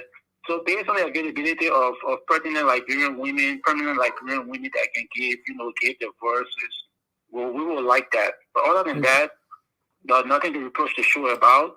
We know it's a great sacrifice of what you and your team are doing. And Liberia is what Liberia is. So short of me being negative, I will end my take here. Thank you for what you have been doing throughout the year. Thank you. Continue to improve where you see room for improvement. And thanks to everybody on the panel tonight. Continue to bring us insightful, informative discussions. Thank everybody. Thank you. Thank you, Mr. Brooks. Let me go to a caller from 401 area code. Your name and where you calling from? Yeah, my name is Peter. I'm calling from the East Coast. I just want to first of all say thank you for having this very informative show and program, and this is a really big service to our democracy, our emerging young democracy. Few things I want to say. I know I have a short period of time, so let me quickly rattle them off. First thing is I wanted to address something Ms. Washington said and just add to it. She mentioned citizen participation that has been an important aspect of democracy. Absolutely it is. But it's by far the least and most important thing, and that's by far the only pillar of a healthy democracy that we do have in Liberia. She didn't mention, I know, not because she didn't know, but she just didn't, it was not to her point, but an educated populace is needed, a healthy economy is needed, a healthy social welfare program is needed, rule of law is needed. So there are a lot of pillars of this table that we have grossly lacking in Liberia, that we need to fix those systems for us to have that healthy democracy. I also wanted to go to the point that people keep mentioning the opposition. There is no such thing as the opposition in Liberia, in that there is no ideological cohesiveness. And this is where it falls apart. So when we say, why can't you guys just talk and work together? Well, if only because you have the same aspect that George, we shouldn't be leaving our country, doesn't make you and I see the world with the same. We don't share the same worldview. So when you have people with different objectives, it doesn't make them a team. Just because enemy of my enemy is not my friend, in this case when we're talking politics. Lastly, I wanted to make a recommendation that you guys find a way to get Mr. Boycott on. I think that for a person running for office, the highest office in our country, he needs to be on Tough Talk Thursday and ask without handlers, so we can hear his nuanced knowledge for a few things.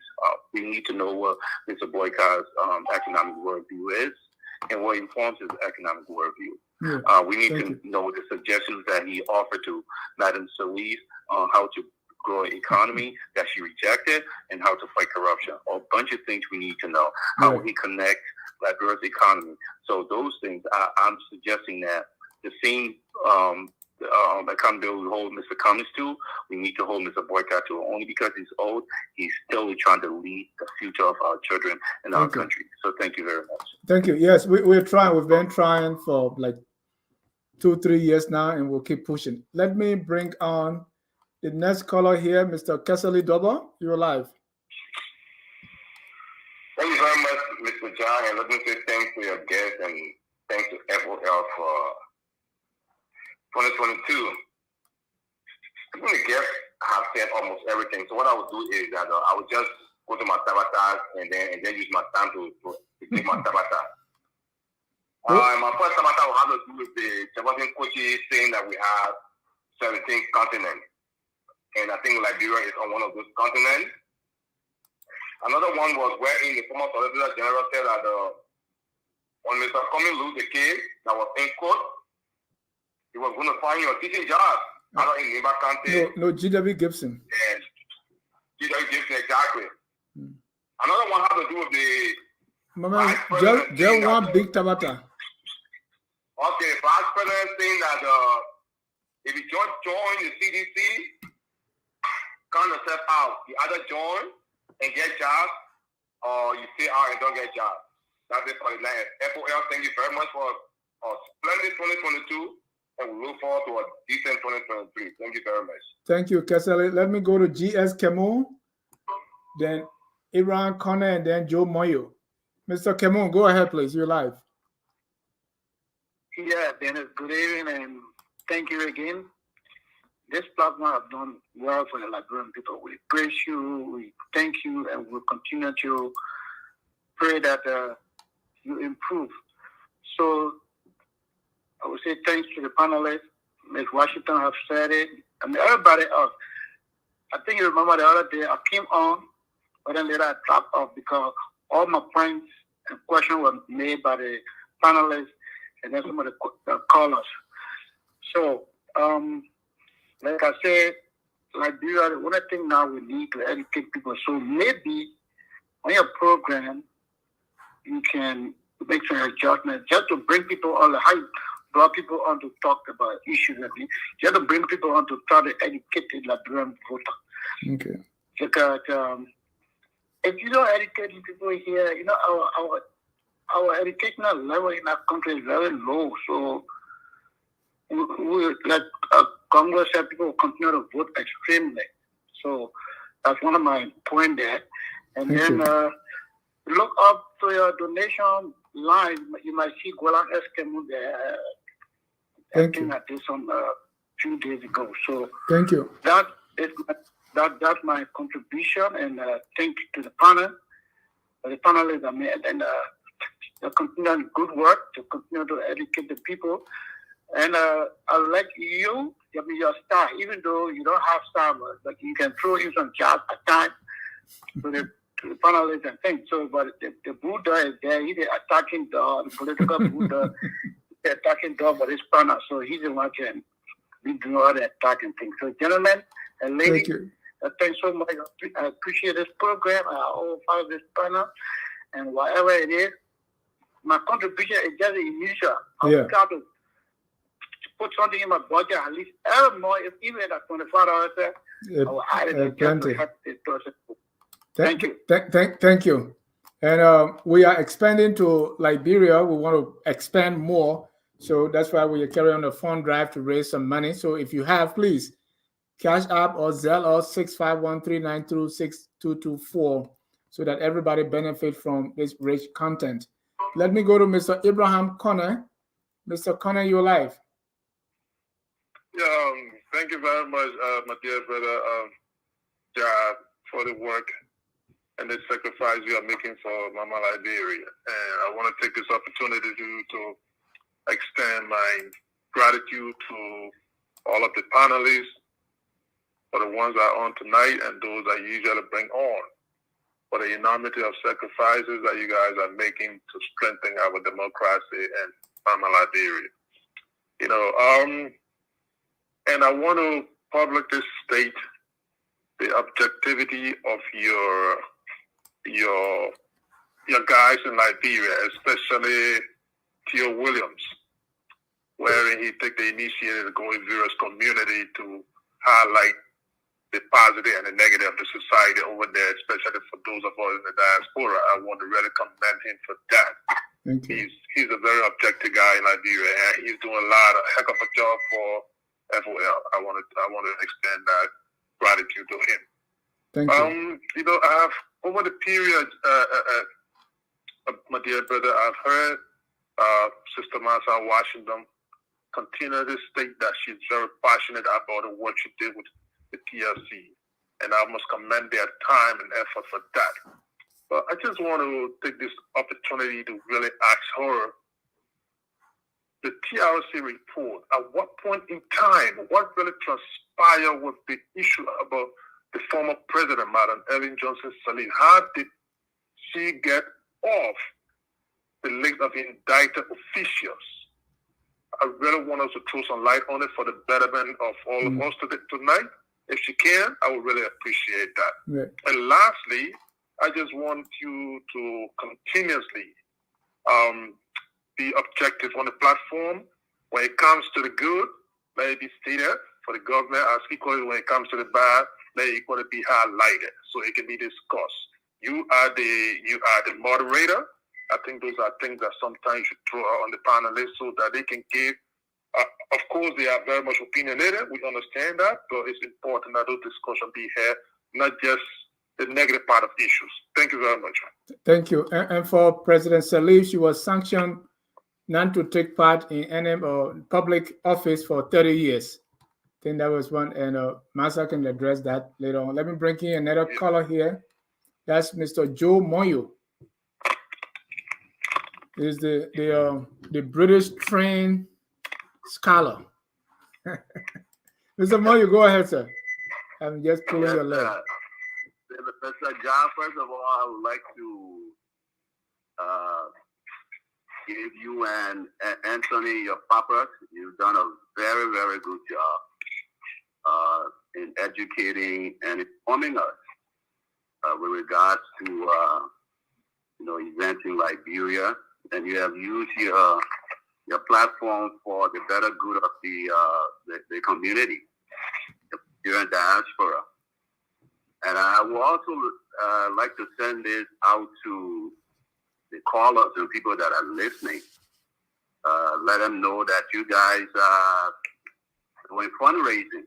In the past, as you know, I have contributed, and I will contribute before the end of this year. So we like to call, we like to discuss the various topics with regards to Liberia, but we should also understand that you guys have bills to pay. It's not a free ride. It's nice to talk about, we got this coming, this, fighting that, but we should have it within our heart to help you guys, because you have to pay, internet bills, you have to pay other bills. Time is money. The time that you spend interviewing people and all that, that's money spent. So we should look at it that way, and go to your account that you put out there, the Zelle, cash, and whatever, and make a contribution. My people are big here. Let's do that. The amount that they're asking for is just I think $10,000. We can do that if we all contribute, all listening to the show. You got some people that listen pretty much every day. These guys get up every morning. They got their other jobs, but they squeeze this in. So please, my people, after you get off the panel over there, if you haven't made your contribution, go ahead and do that. You're listening, do it as well. I think they got it pinned up on their website. I beg you, Ramatabata. Thank you. Thank you, Joe. Thank you. Those are all the callers we have for tonight. let me go back to my panelists. Your Tabata of the year. Who wants to go first? Mr. Gonglo. Yes. My Tabata of the year would be what is happening at the Ministry of Foreign Affairs and President Weah. President Weah seems to be running a split foreign policy regime. He has a foreign minister who can only go to certain country, but he can't come to many Western countries. So, and he is okay with the president. So when I saw him, I believe yesterday signing MOU with on behalf of Liberia with the foreign minister of Emirates, and I was like, okay, why he was not with the president in Washington in the U.S. when he came here, you know? And it's okay with the president. You have a minister that can travel with you, who's supposed to really be the chief messenger of the government, you know? But you can't send him. You can send only yourself. And I mean, for me, that's my Tabata. Thank you. Ms. Washington? What's your Tabata of the year? Sure. Before I go to my Tabata, if you don't mind, let me just address that last caller who directed a TRC question directly to me. For President Sirleaf. Yeah, in the first place, thank you very much for that question, Mr. Caller. But I would just like to say, we don't understand where this misinformation is coming from. The TRC listed Ellen Johnson Sirleaf and 25 others on the sanction list. And the sanction list is actually the political accountability list as per the TRC process. And the sanction list is saying that those individuals, including former President Sirleaf, who was on the list, should not hold public office anymore. They should go in retirement because of the role they played in the destruction of the country. Ellen name is still in the report. The report is in hard copies, it's in electronic copies. Her name is never erased. It's impossible to erase her name because it's in the book. It's impossible to erase her name. So nobody remove Ellen from there. Ellen is on the sanction list in the TRC report. And my Tabata is this vice president, Joy Howard Taylor, in her interview that she gave on December 24th on Christmas Eve. And she talked a lot of things that I just kind of figure were completely off, but I will go specifically to the issue of safety. And she said Liberia is safe, but then also it's a contradiction because we know that the president of Liberia, like I think a year ago, addressing the issue of Liberia, quote unquote, being unsafe, told the Liberian people to go and get CCTV cameras installed in their homes to ensure their safety. So here you are, you have the president of the Republic of Liberia telling people, if you want to guarantee your safety, you better go and install CCTV camera. But then the vice president comes back to say that Liberia is safe. Honestly, for me, that's the Tabata of the year. Thank you. Mr. Dulake. So my Tabata of the year,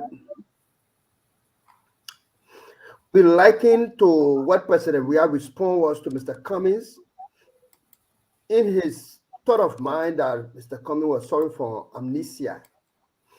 I think he's the real person that's sorry for amnesia when you mount Napoleon after your return of almost 50 days in the US and other parts of the world on taxpayer money, and you come and say everything they spoil, we here to fix it.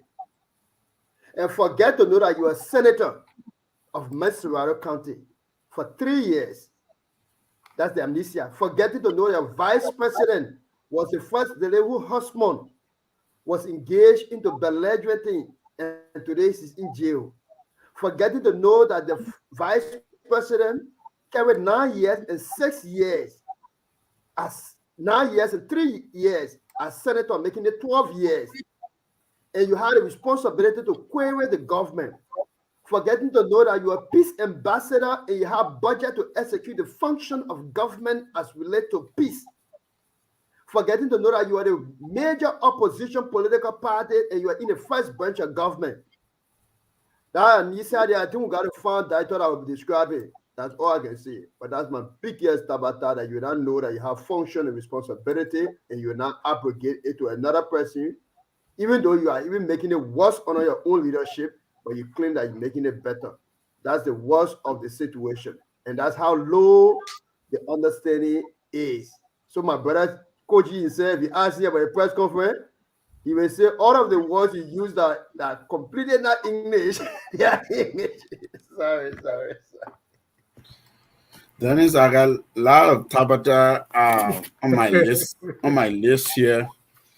I'm tempted almost to like discuss some of them here. Just give one big Tabata of the year.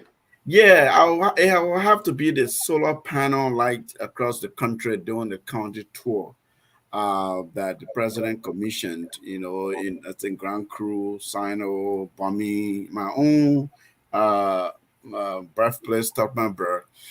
I'm for electricity. I'm the one who advocates for, power as a catalyst for economic growth, and for security and development. So you need electricity, but that we are not really doing well with substantively electrifying the country and making affordable electricity available to citizens.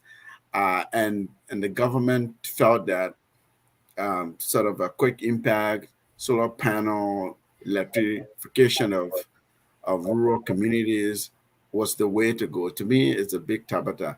The narrative is low. These people never seen light in forever since this town, village, or county was established. And here the president has brought electricity. But what we're gathering from those places that saw solar panel come when the president went to and the county tour are in darkness again. Because those things you have to maintain, you have to have all the right trained technicians and things like that. You don't have those in place, then you might as well not have installed them. So to me, I think thinking ahead, doing analysis, and trying to understand what is it that this particular piece of development needs to be able to sustain it, having a sustainability plan is a better way, rather than coming to tease our people after 6 months or so, the project is no more. Thank you. My tabata is always how we vilify education, vilify what is good, vilify something that makes sense, and we sometimes kind of promote complete foolishness, complete tabata. That is saying most of the time, what we spend our time on, the people that we think have it. Sometimes you go look at fake credentials. What are we watching during this time of crisis? Are we listening to more tabata, or are you getting something most substantive? That to me, always the nonsense talk is pulling the crowd, and what people are supposed to feed themselves with is not. That to me is kind of backwards, and we need to do better. We have a lot of shows lining up, and before I ask you for your closing comments, we want to reiterate that we are running a campaign for $10,000 so as to expand into Liberia more. We want to have more representative or correspondents in other counties and actually put our feet down in the ground so as to give you the rich content that we provide continuously. So please support us. The Cash App and Zelle information, they are available. Your $10, your $20, $1,000, even $5,000 will go a long way. Thank you for donating. Tomorrow, the political bulldog will be here with CPP USA. CPP USA, all you need to know about CPP USA, their chairman, Mr. Vasiki Kone, will be here, and his team with Mr. Anthony Sia on the Hour of Politics. That's tomorrow, Friday at 1 p.m. Eastern. Then at night, 8 p.m., we have Friday night debate. This is almost like our year end. Where is Liberia heading? If you are in Liberia, they will tell you what is the trajectory. So we're going to look at 3 different areas: democracy, development, and governance, and be able to grade the government. How we doing? Based on that, where are we heading? We're going to have partisans. Mr. Dolake will be here from ANC. Mr.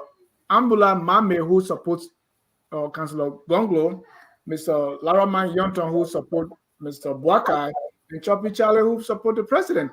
We also going to have some ladies here who are independent. We have Mr. P. Morris Krumah, who's independent. They will be here so that we'll discuss. And just to whet your appetite, we are coming out with our scorecard. So when we talk about democracy, we're going to talk about elections, we're going to talk about the separation of powers, and then freedom. When we talk about governance, we're going to talk about leadership, we're going to talk about our institutions, and then security, being the food, safety, and otherwise. When we talk about development, we're going to look at infrastructure, we're going to look at health and sanitation, we'll look at telecommunication. Oh man, it's going to be tough. We're going to have the FOL scorecard is being worked on. And so please, tonight, tomorrow night, Friday night will be our debate. You don't want to miss it. And then on Saturday, we're going to have the History Channel. That's the Library History Channel. We're going to be discussing Joseph J. Cheeseman. That's the president. We're going to be highlighting. Of course, your presenter is Madame Call Family. Something that we have accomplished on the History Channel is, if you don't remember, we've been able to provide the actual photographs of all our Liberian presidents, research material. Most of what you've seen have been sketches, and we have been lied to that almost most of our presidents were mulatto. That's not true. Some of these people were like me, and so Liberians, we grew up thinking that these people were all mulattoes, or most of them mulatto, but no, that's not true. We were able to uncover that right here, so keep coming.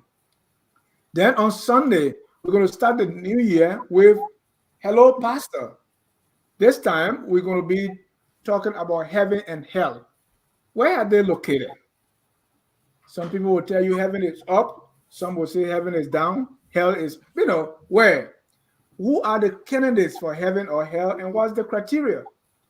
What are some of the primary and secondary factors that will take you to heaven or hell? Where do babies go? They don't know anything. They are innocent. And will God really burn people? Those are the questions we'll be asking. Our presenter, Reverend Dr. Chandler Freeman, will be here to answer those questions. Always focus on Liberia. We educate, we elevate, and promote all things Liberia. There is nowhere else where you find this diverse programming than right here on Focus on Liberia. At this time, Ms. Washington, Atman, Jonathan, and Kalebu, I want to say thank you so much for ending the year with me on Tough Talking Thursday. I really, really appreciate it. And I appreciate our viewers and even those who will watch later on. At this time, I want to get your closing comments for the next 5 minutes. Let me start with Mr. Gonglo. But Dennis, I would say thank you for the opportunity again, and I will be available whenever you call me, whenever the time is there for us to look at the issues. But that said, let me, Mr. Gonglo, before somebody said I should correct you because the foreign minister was here in the. I reacted to him. All right. I responded to him on Facebook. So let me say this quickly. On different social media platforms, different talk shows, I think Liberians are actually raising the issues. What is left now is for us to have a listening government, a government that is more sensitive to public discourse, to see if when these issues are raised, public actors would then take it not as a blame game, not as something that will holding them responsible for, and say, hey, you are responsible for all these things. For example, Tommy has not been painted for how many decades? It's not we are. But can we change it? So it is that context we hope that as we have these discussions, we have our public actors to be more, receptive to say, these are good suggestions. These are good ideas Liberians are putting for. We think it can contribute to the forward movement of the country. We hope we can have that man, that change of mind and approach as we go towards 2023. And also for the opposition, I see something going around that which is kind of, I think probably I would have made it as my tabata.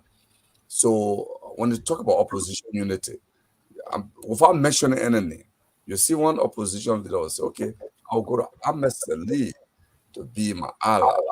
But yes, Ahmed is never a contender for the presidency. When we're talking about opposition, we're talking about candidates or aspirants coming together. Not you going to say, okay, Ahmed, Massa, and Jonathan have declared they can go ahead.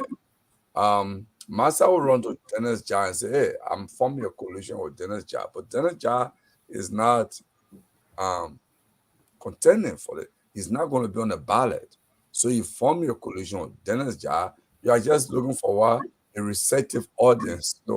So, I mean, that's what I see going on around. So I hope we can have those kinds of debate fearlessly with, for the forward movement of our democracy. Okay. Thank you. Just want to remind you as we end it here is a school in Riverside County.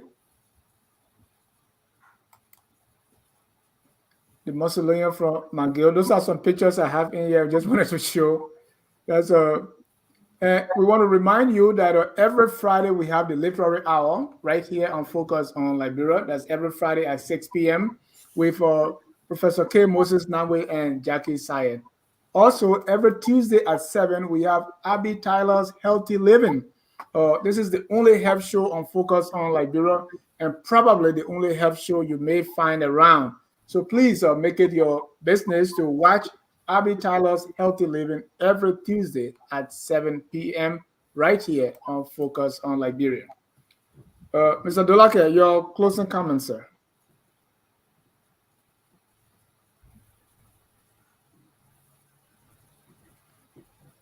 Thank you, Mr. Dennis Jah, and thanks to my dear sister, Massa Washington, Ahmed, and Mr. Ganglo. I'd like to say that it is important that political party and opposition political party in particular collaborate.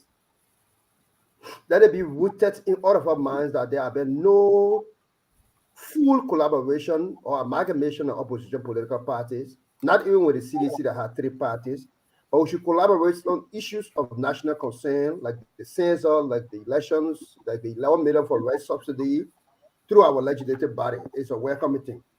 Another thing I want to talk about here, the sanctioned officials. It is important to state it because what the Treasury Department accused those individuals of is that they are stealing the livelihood of young babies, healthcare, development, and a lot of other things that is happening in Walaibo and Jidibo in Grand Creek County. It's a 2 police station area. It has no school, Georgia home, no water. 2 polling centers, meaning that you have 300 persons voting at a particular polling center. That is horrible for a country. In that same county, you have antenna radio station which belong to Fanatic Kofa. And you have Grand Sales radio that belong to Abachie. Voice of Grand have been abandoned, it cannot live up. Those corrupt money could have gone to that community radio so that the community people can be able to air their view about what hurting them. But that cannot be done at antenna radio. Upcoming 2023 election, it is very important. And the disruption of the schedule had disenfranchised a lot of travelers, a lot of business people who thought to have who bought their tickets, who planned from the diaspora, they have been disrupted. Liberians who travel from Grand Nigeria and are residing in Monrovia and want to be on time for the voter registration and into business, it has disrupted that process. And so moving forward, opposition leaders should galvanize around these common fronts, not necessarily as a stand-up to produce stand-up error, and that is the quality of Mr. Cummings. Lastly, the economy. We have heard from the finance minister, and I hope that what the hospital name, Emory Hospital may have been in full swing, so that when an unfortunate accident happened to the finance minister, he would have had a quick rush there so that he get confidence to people in Kumba to go to that hospital. But the finance minister said that we have surplus in our revenue generation. When you say surplus for ordinary man, it means you get more apart from your spending. But to see to it that people in the Ministry of Information, the mouthpiece of the government, will stand at the information compound and protest for salary, that is disingenuous. To see that water and sewer, people who are in professional career are going for 7 months without pay, that is bad. And I think it is about all these things that Koji and the CDC feels that Mr. Cummings, who are given them one term, and I pronounce it, can be somebody who can work with them to maybe replace President Weah. What we are saying to you is that we wish that we all can work for the federal march of our country, not necessarily as in a political party with the CDC, but we want you to take stringent measures against things that are happening. Treasury Department report. One-time corruption that I've been spoken about, ritualistic deaths that are happening, all these things. If you can do it better, Mr. Cummings is saying, you will make the presidential election difficult for him. And that's why he won, in as much as you are committed to the will and promise of the Liberian people. So thank you, Dennis, for this opportunity. It is not an easy thing between work and providing information or providing a platform that people can interact on. Sometimes we'll not be happy because we're for one political party. But again, that's the beauty of democracy that we are all yearning for. Let's talk more, but never fight. Thank you. Thank you. Ms. Washington?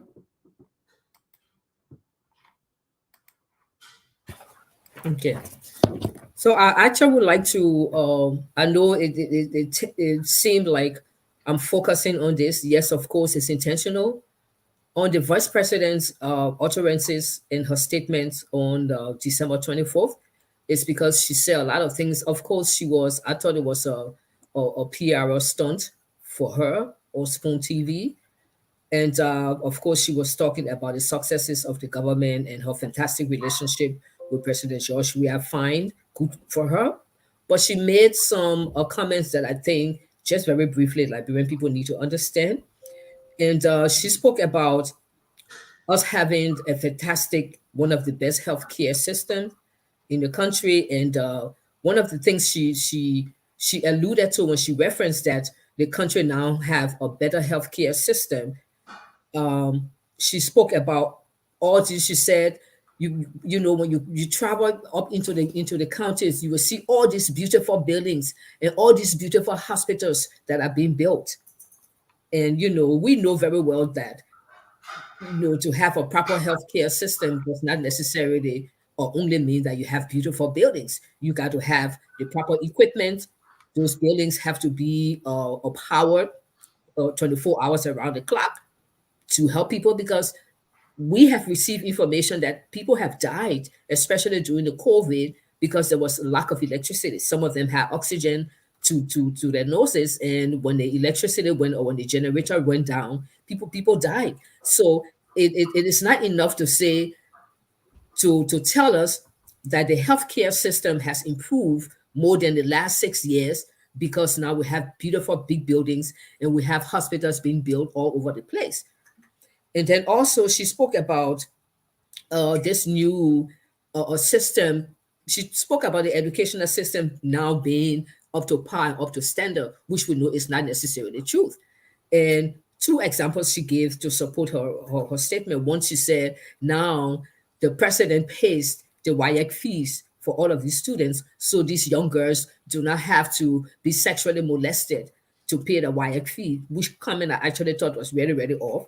And then she also said she's been working with the Ministry of Education and with an international partner, and they've introduced this new program, whereas training materials and textbooks that the students might be using will now they can access it on their computer or on their iPad without the internet. They don't necessarily need the internet. No, Madam VP, they need the internet, because even if they have downloaded the school materials or the school curriculum on their computer or their laptop, they still need the internet to do their research, to be able to write their papers.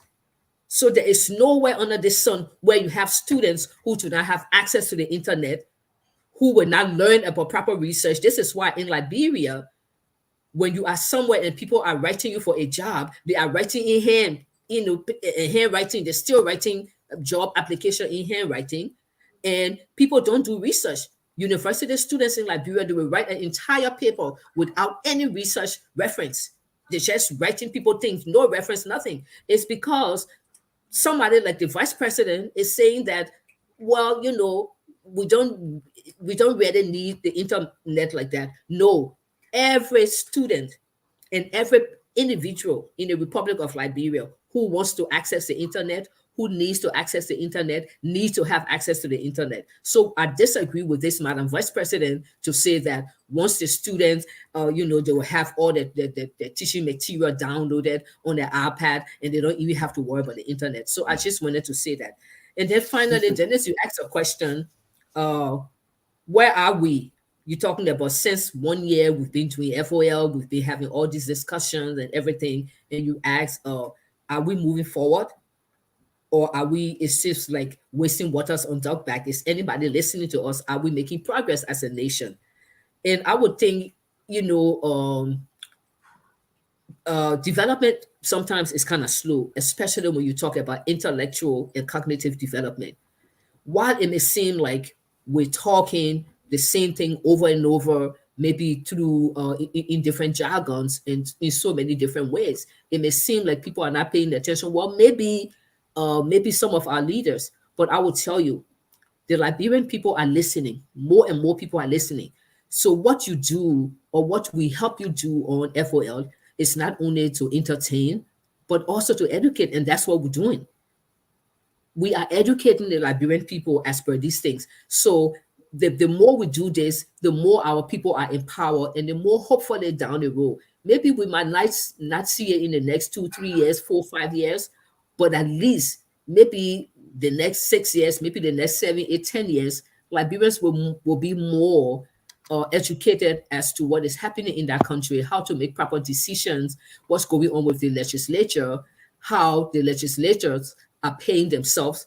2% of the people in the country, basically officials and the leaders, are paying themselves all the money, and then everybody else is poor. So we are educating people. I want to encourage all of us to continue to do this. Let's not give up. I have my mantra that says, I will continue talking. I will keep talking. I will not stop talking until God is ready for me to stop talking. So let's not be discouraged. Let's not think we're not making progress. We may not see it, but it's happening. So even if it's just 10 persons or night that is listening to us and understanding what we're saying and want to make some changes in their lives or in their community, maybe they want to talk to the lawmakers, or they want to talk to local community members, they want to express some of these things, we are making progress. I just wanted to say that. Thank you. There's a information that I got about maybe an epidemic that's going on in the Southeast. There's this thing called elephantiasis. And there's one guy. What I learned is, young people, I don't know what caused it. So our next show will be on that. And the guy sent me some of his pictures. Say, I'm suffering. I need some money to go to India. And I don't want to spoil your night, but when I saw this, it broke my heart. Those are the feet of a young person born in the I think 90s, and that's horrible. So we're going to host a show here. Why it's true that we are trying to connect with him so as to showcase this thing, and also we also want experts, and we're going to go through our health person right here on Focus on Liberia, so we can have people to talk about this disease and how it can be prevented or treated. Mr. Salif, your closing comments, sir. Thank you, Dennis. Thank you for sharing that. Is some of what Commissioner Washington was talking about, and everybody else. This is public service. When we come here, engage in public intellectualism, we're modeling what has historically been the bedrock of democracy. The ancient Greeks were known for the public, the free speech, the tradition of free speech, public speaking, holding the government accountable on war, economics, politics, the role of government, scrutinizing how society is functioning, talking to fellow citizens, highlight. We may not know everything. We're not the experts in everything. That's why we bring experts who know this stuff, right? But at least that we're able to put ourselves out there and challenge some of these questions, these topics, things that are happening in our country that aren't happening, that should be happening, highlighting the role of the government and how that role is being exercised, whether it's exercised or not. I think that I agree. That's public service, and let's continue doing it. You have to contribute in some ways to society, to our country, and that's what we're doing. And frankly, if you are an educated person or have certain expertise or trade or training and wisdom, you have an obligation. You have a moral obligation to point out the ills that are happening in society, particularly if the government is not holding its end of the social contract between the people and itself. If the government is not governing the governed well, it's not providing those basic services, or at least it's not doing it in such a way that's efficient, that is available, that's competent, that's durable and sustainable. It is the role of citizens who are enlightened, who know about these things, to step up and speak up and educate fellow compatriots, and that's what we're doing. So we come here not to be presumptuous that we know it all, that we're the experts now on these matters, but that we want to contribute and we want to highlight things and hold our government accountable.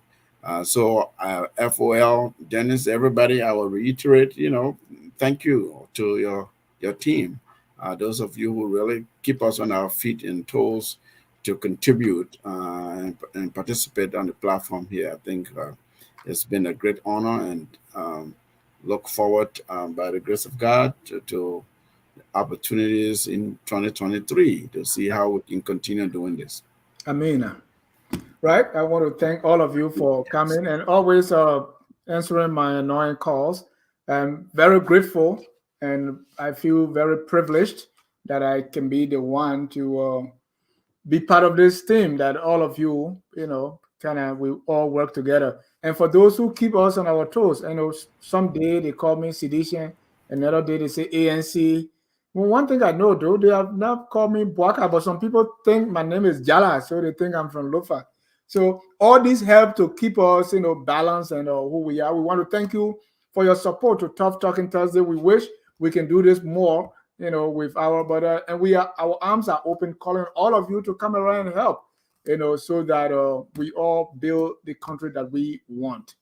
Your criticism, whatever you say here, because we know very well there are some people soon they start making power with me, but I take that because I know you value, or that's why you come to criticize. Or you don't criticize people that you don't have respect for. Okay, you have respect for the platform, and so you want us to do the right thing. So we appreciate all of you. In my manner that I learned in Bosu, I say Sekenyo. Until then, we want to always end with our song that says, "We are all Liberians." We all have political differences.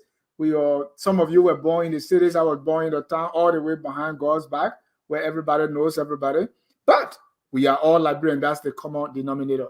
The things that unite all of us. There are more things that unite us than the things that keep us apart. Almost every tribe, every ethnic group in Liberia, we do the same thing.